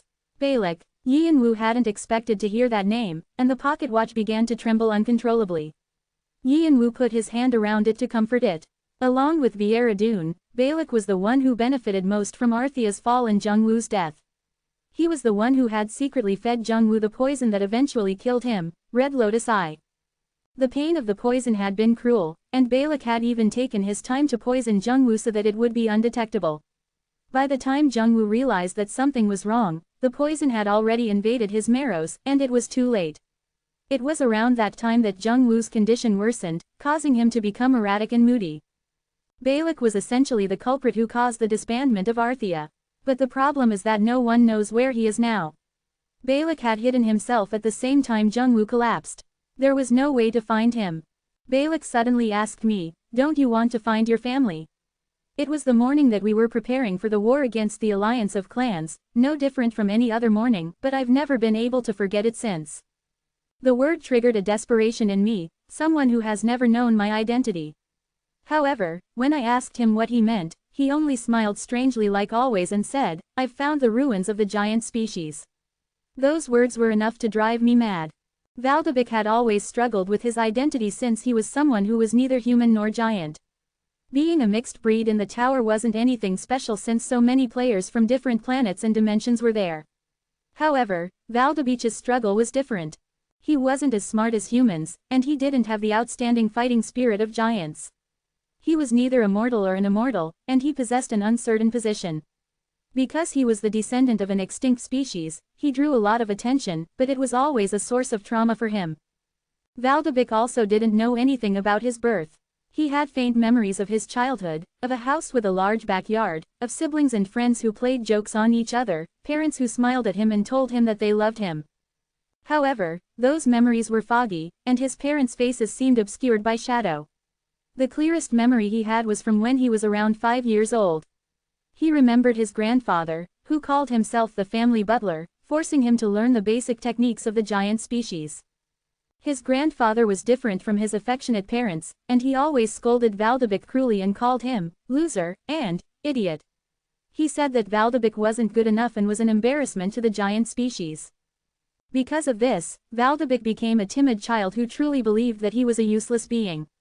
This trauma persisted even after he gained the nickname Sword Yaksha and caused a ruckus in the tower. It was also the reason he'd become obsessed with the idea of family. Who was he? Why did he have to leave the family that loved him? Did they abandon him? Or had there been some kind of incident?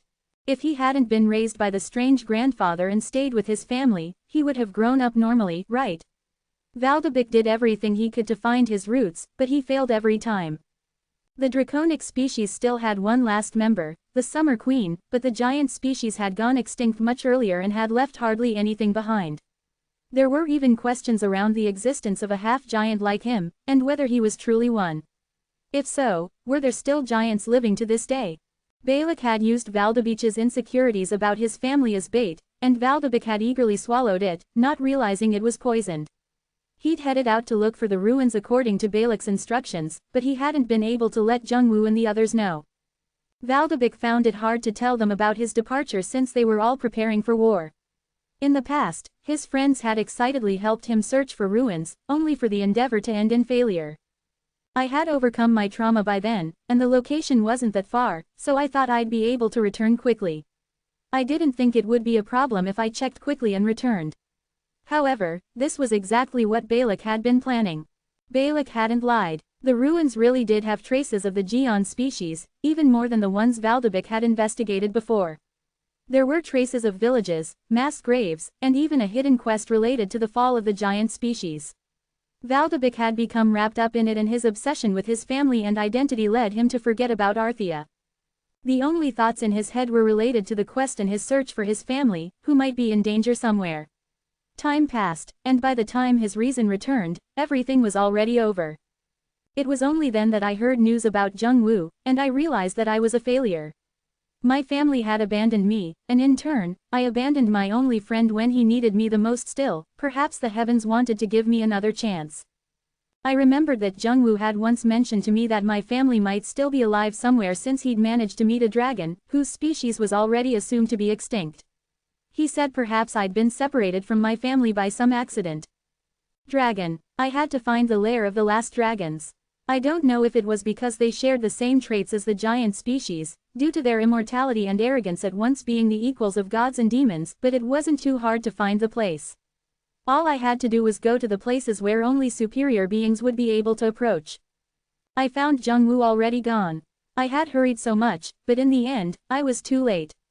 Then, I remembered the reward I'd received from the ruins, and I used to send Jungwoo back to his homeland. Although I had ended up in my current situation, I wanted him to have a chance to return to his family's arms.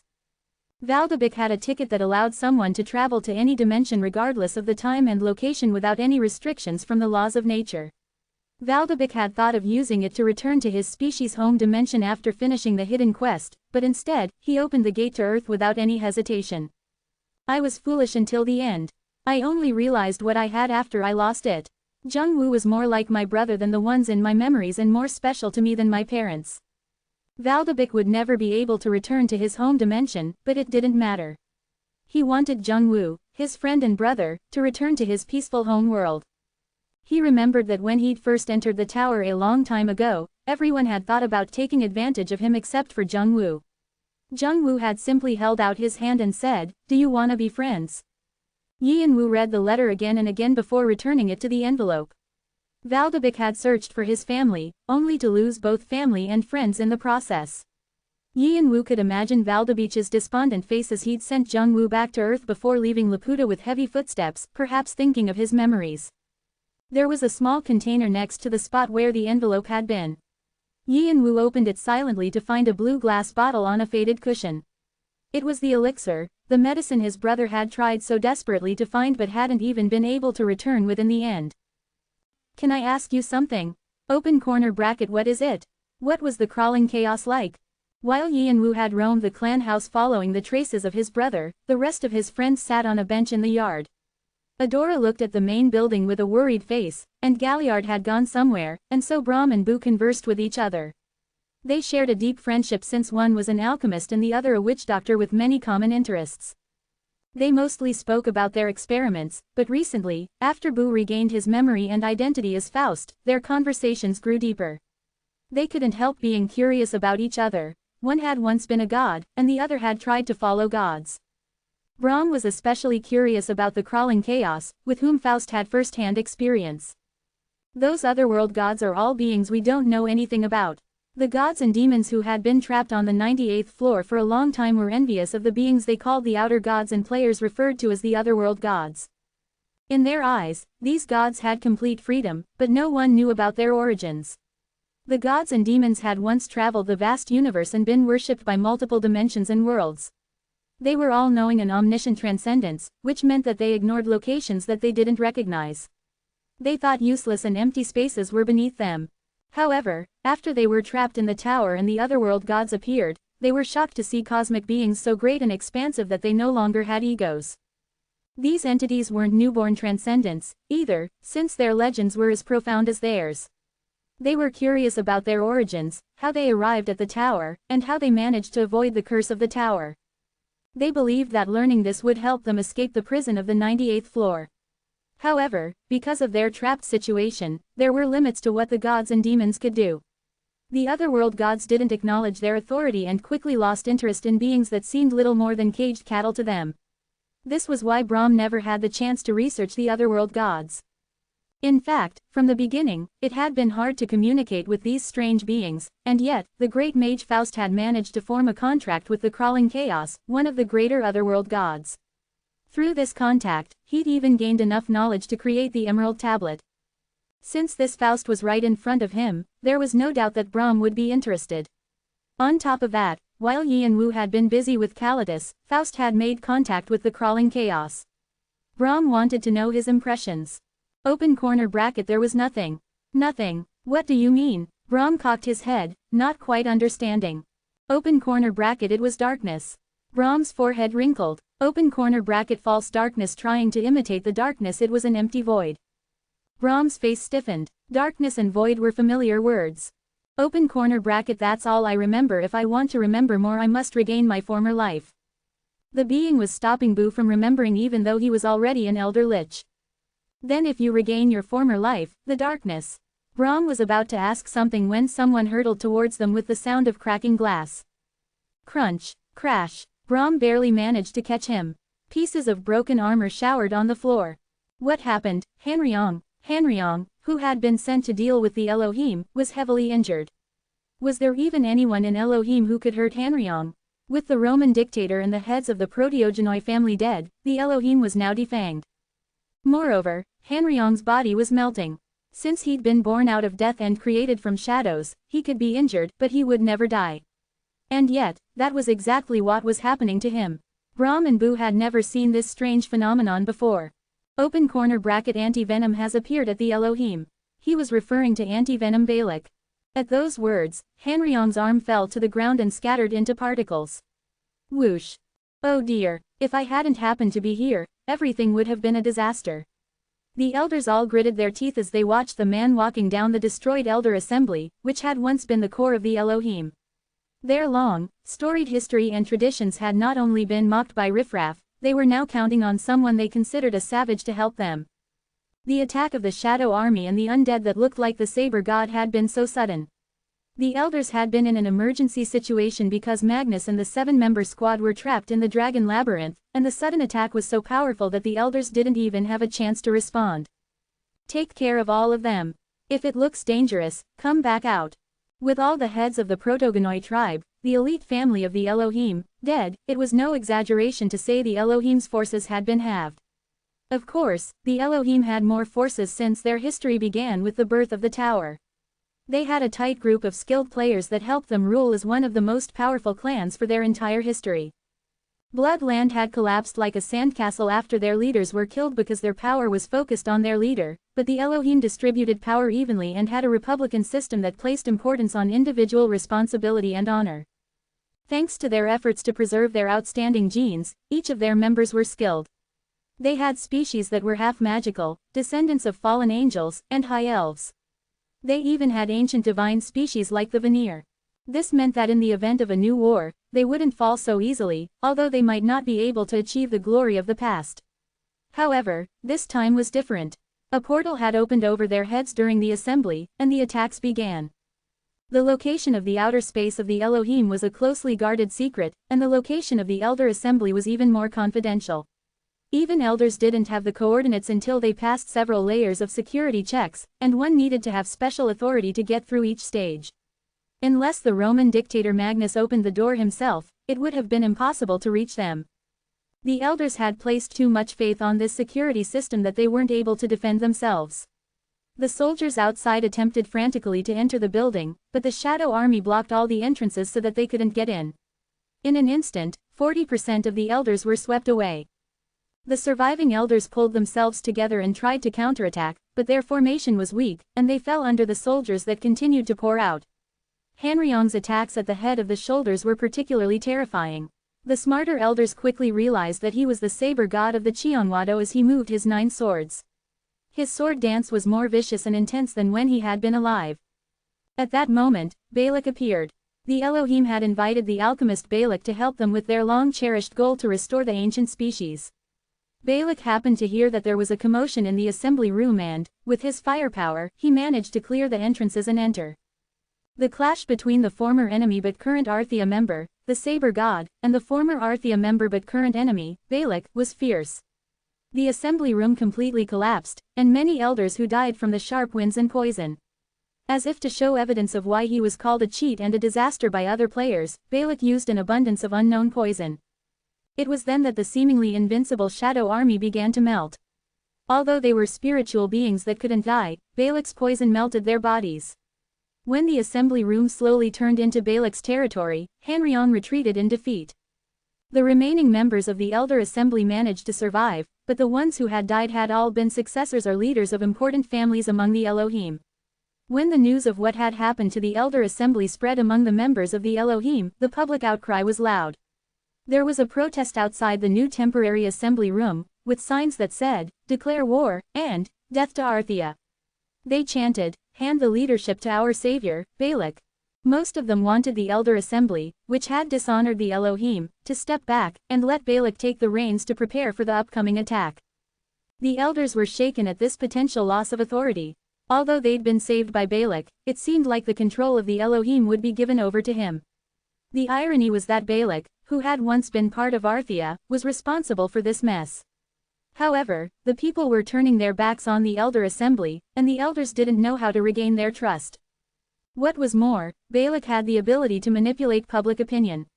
It was difficult to believe that he was a scholar who was always in his lab doing experiments. He was very sly. By the time the busy elders finished taking care of the commotion, Balak was already participating in their conferences even without having the right credentials, and he was soon even making important announcements. And now, as Balak walked past the center of the Elder Assembly and sat in an empty seat, the older elders glared at him. However, Balak scoffed and didn't seem to care. The younger elders quickly surrounded him as if to protect him. Their numbers were growing, and it seemed to signal the start of a new party.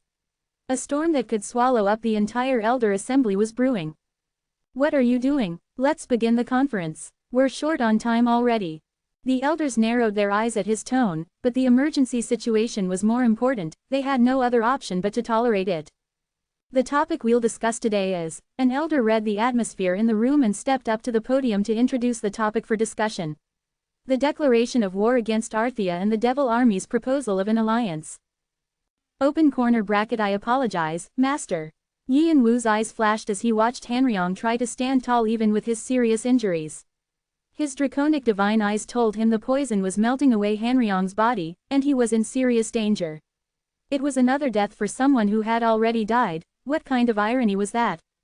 The black energy from the soul collection only slowed the poison spread but didn't treat it. Open corner bracket. I'm ashamed that it's ending like this even after you gave me Gwai. Yi and Wu had given Gwai, Ruk, Nan, and Shin respectively to Hanryong, Shannon, Bu, and Rebecca. He thought Gwai suited Hanryong's sword dance the best. With it, Hanryong was able to surpass his abilities as the saber god, and yet he'd been totally defeated by Balak. Who did you say it was? Open corner bracket. Anti-venom. Balak, to think he'd be with the Elohim. It was totally unexpected, and he was armed with an impressive poison. Had he always had it? He probably made it after Jungwoo died. Balak's island on the 28th floor appeared in Yi and Wu's mind. It was an empty lab that had evidence of various experiments. He still didn't know what Balak had been working on, but it might be related to the poison he was using, which was so powerful that it managed to injure a death noble like Hanryong. Much of the Shadow Army was also irrecoverable. It was something to be wary of, and it might even be a weapon that could fight the Black King's power. Boo. Open corner bracket. Yes, master. Find the antidote through any means. Open corner bracket. Your wish is my command. Swish. Boo disappeared, and Brahm stood up. I'll also do some research on it. Something about this poison is strange. Thank you. Yi and Wu bowed to Brahm and approached Hanryong, who was about to fade away. Open corner bracket. I am ashamed to have a last request. Yi and Wu didn't say anything, but Hanryong continued calmly, as if he knew Yi and Wu would listen to him. Open corner bracket. It may be troublesome and you may deem it unnecessary, but even after I am gone, please take care of my incompetent son. Yi and Wu was reminded of his dying mother, who'd gripped his hand and desperately asked him to take care of Jungwoo. Did all parents worry about their children when they died? Open corner bracket. He has a foolish nature and has committed a grave sin. However, he had to grow up without his mother and without sufficient care. Please take pity on him. I don't expect much. Please take care of him until he can be independent and stand on his own. Yi and Wu firmly refused. No. Open corner bracket. Hanryong looked down at the ground, thinking his last request had been denied. However, Yi and Wu snorted at him. What are you thinking? I'm saying you should take care of him yourself.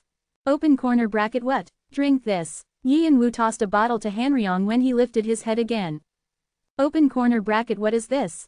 Elixir. Hanryong's inferno sight widened. He knew the significance of the elixir. Open corner bracket. Master, this is. It should be effective. If it doesn't work, I'll find a way to resolve this, so don't start talking about dying. Open corner bracket. But, don't forget, you're my familiar, I won't allow you to die. Open corner bracket. Master. Hanryong looked at Yi and Wu with a moved expression, and he suddenly stuck a sword in the ground. He knelt and bowed. Open corner bracket. Until I disappear, I will serve you and help you reach your path's destination. After making the pledge, Hanryong began to drink the elixir. Yi and Wu closed his eyes momentarily. This should be enough, right? Open hollow corner bracket. Yes. I'm satisfied. Thank you, master. I should be thanking you. Thanks for understanding. Yi and Wu listened to Nike chuckle. He'd struggled over the decision to abandon Hanryong or save him. Unlike Shannon, he and Hanryong had met as enemies. He was the one who killed Nike's mother, the Phoenix, and Yi and Wu had used his son as a hostage. Now, he had familiars whose abilities equaled those Hanryong and might even grow to be better than him. All he had to do was throw Hanryong away and make someone else a death noble, but Nike had changed his mind. Don't do that, master. Save him. I don't want him to go through the same thing I did. Nike had seen himself in Hanryong, who was worried for his son until the end. You're more of an adult than I am. Forgiving your enemy wasn't easy. Hanryong had likely learned of Nike's request through their shared connection. Open hollow corner bracket. Hee. That means I can take advantage of Hanryong now, right? He listened to Nike joking. Shannon. Swish. Yi and Wu turned to Shannon, who appeared through the shadows. Behind Shannon, Dis Pluto quietly stood at attention. Although Shannon always joked around, at the moment, he exuded an intense aura. Turn Laputa around. Open corner bracket. Where are we going? For a moment, Yi and Wu contemplated heading to the Elohim's outer space, but unless they were fools, they had probably set up their defenses. Entering now would be suicide. He needed to adjust his plans. The outer district. His eyes flashed. I'm going to announce that Arthea has returned, along with a declaration of war. Our first opponent is the Elohim. The residents of the tower would now have to choose their positions. Would they stand with Arthea or with the enemy? WHWH, what's that? It was a normal day when the outer district fell into panic mode. Although the news that Heavenwing had returned raged everywhere, it was initially treated as nothing more than a passing distraction by the inhabitants of the land of dropouts. They had fun chatting about it, but the consequences and significance didn't hit home until the floating castle Laputa tore through space and slowly appeared in the sky. The daily activities of the players and inhabitants of the outer district were interrupted, and they looked up in surprise as the shadow loomed over them. Although it had sustained damage from the crawling chaos, Laputa was still the lair of the last Dragon King, Kalitas. Its size was impressive and overwhelmed everyone who looked at it. At the same time, a message window popped up for the players and inhabitants of the outer district. It was a decree from Laputa, and everyone was taken aback when they read it. Arthea has reappeared. Heavenwing has declared war. A piece of news as shocking as Heavenwing's reappearance struck the world of the tower. I hereby announce that Arthea has returned. The message dispatched to all players and inhabitants of the outer district was only one sentence written in an arrogant tone as though it expected its audience to understand its significance. However, its assumption was not misplaced because everyone who read the decree trembled. The rumors that Heavenwing had returned and that 3 of the 9 kings had died, most players felt concerned about the future but didn't understand what it would mean. Although there was an atmosphere of war in the air, and it was clear a massive battle would soon take place, most players didn't think they would be involved. However, the decree frightened them as they grasped its meaning. Arthea hadn't forgotten its struggles and grudges, and they were prepared to avenge themselves. They also wouldn't have delivered such a message unless they had the power to stand against the rest of the tower, ready to face all possible scenarios. As if evidence of this, another piece of news shook the tower: Bloodland has fallen. It had been one of the 8 clans that ruled at the top of the tower. However, this impregnable fortress had been breached, and the massacre was so complete that not even a mouse was left. Players who had believed that there was nothing left to achieve in the tower grew panicked. Other people responded differently. For every person fearful of the coming war, there was another person who couldn't contain their excitement. Some stayed quiet and decided to observe first. Soon, other big incidents erupted one by one. The Elohim has been partially destroyed. The Lion Alliance has chosen to disband. The Fantasy Regiment has cleared the upper floors and taken over Green Dragon. Black Dragon is going through internal strife. White Dragon is closing off floors to get a chance to catch their breath. The Lion Alliance had split up without contributing much in the Dragon Labyrinth. Only painful outcomes awaited the different groups. The Mercenary Alliance was crushed, the Magic Tower dissolved, and other clans were annihilated. Arthea's sudden attack had left the Elohim on the verge of destruction like Bloodland, but they had managed to just barely defend themselves. The Fantasy Regiment, only recently considered an emerging clan, turned their blades to the upper floors and nearly ruined Green Dragon, forcing them to give up their territory. The leaderless Black Dragon had fallen into different factions that fought for control. White Dragon had suspended their activities in the tower and retreated to their outer space to recover indefinitely. The chaos that had resulted from the events of the Dragon Labyrinth had spread far and wide, and the news were completely unprecedented. The 8 clans, power, which seemed to be immovable, had begun to shake from the foundation, and obviously, players had strong reactions to this. Voices from different groups began to rise up. The 9 kings must be changed. The fall of Bloodland is only the start. The system around the 8 clans will collapse, and a new system centered around Arthea will take place. From now on, the history of the tower will be written by Arthea and Heavenwing. The first thing to change was the list of the 9 kings and the 8 clans. The 9 kings had once included the following: Alpharone, the Martial King, the Head Bishop, the Spring Queen Waltz, Autumn Lord Tom, Roman Dictator Magnus, the Gluttony Emperor, the Black Prince, and Moonchild. Waltz and Tom had taken the vacated slots of the Summer Queen and the Sword God, but now, 3 new places were empty. Busybodies who liked ranking people quickly filled the empty spots with others: Heavenwing, the Fantasy Regiment leader, and a player called Anti-Venom. After he eliminated the Gluttony Emperor and Magnus, Heavenwing was comparable to the Head Bishop and Waltz. The Fantasy Regiment leader had brought Tom down and raised the Fantasy Regiment to a large clan akin to Black Dragon. Before this moment, Anti-Venom Balak had already been powerful enough to be one of the candidates for the 9 kings even though he wasn't affiliated with any group. Now that the Elohim were behind him, his name was added to the bottom of the list. Huge adjustments were made to the list of the 8 large clans too. Bloodland and Black Dragon were removed, and 2 other groups took their place. The final list was Alpharon, White Dragon, the Devil Army, the Elohim, Dod Brethren, Sea of Time, the Fantasy Regiment, and lastly, Arthea. The inhabitants looked at the new list, which had changed practically overnight, concerned about the brewing storm. Players began to contemplate how they could ride the storm to become one of the stars in the sky. Others moved in a different direction.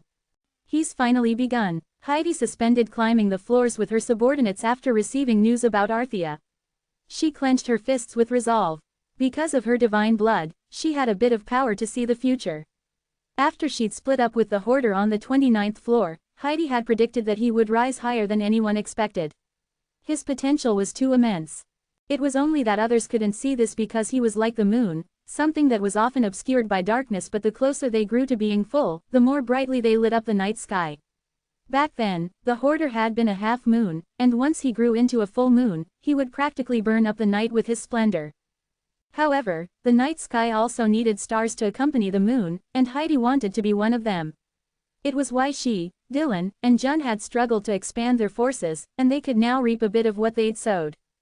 Heidi. Dylan ran over frantically. He knew how long Heidi had been waiting for this, so his face was red with excitement as well. Heidi nodded solemnly. Yes, let's go to the outer district. We have to be there.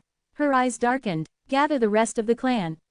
Ha ha ha, I see. So, that's what it was. Heaven Wing. If it's you, then anything is possible. I understand now why you have Hanryong with you. Faceless slapped his knees and burst out laughing. Then, the rough voice of a middle-aged man turned into a woman's high-pitched voice. Yes, I came back from the dead too, so there's no reason why you shouldn't. Isn't that true, my children? When he looked down with insane eyes, various ghosts twisted into strange forms and circled him, making monstrous noises together. Ooh. All right, my children. Let us all dance together. On that day, 5 castles on the 46th floor burned down, and all the inhabitants of the floor disappeared. Caw, caw, only crows were left flying in the sky. As expected of you, Captain. The way you cheat people in your preparations to unleash your temper are truly entertaining. Very good. Jiang Wei ripped the decree and slung his bow on his shoulder. The bolder his captain was, the more he could do. He slowly slid into the darkness of the street and disappeared. It's quite noisy. Adora covered her face with her hood, peering at the people who were gawking at Laputa. She had expected things would become chaotic as soon as the castle appeared, but the response was beyond her expectations.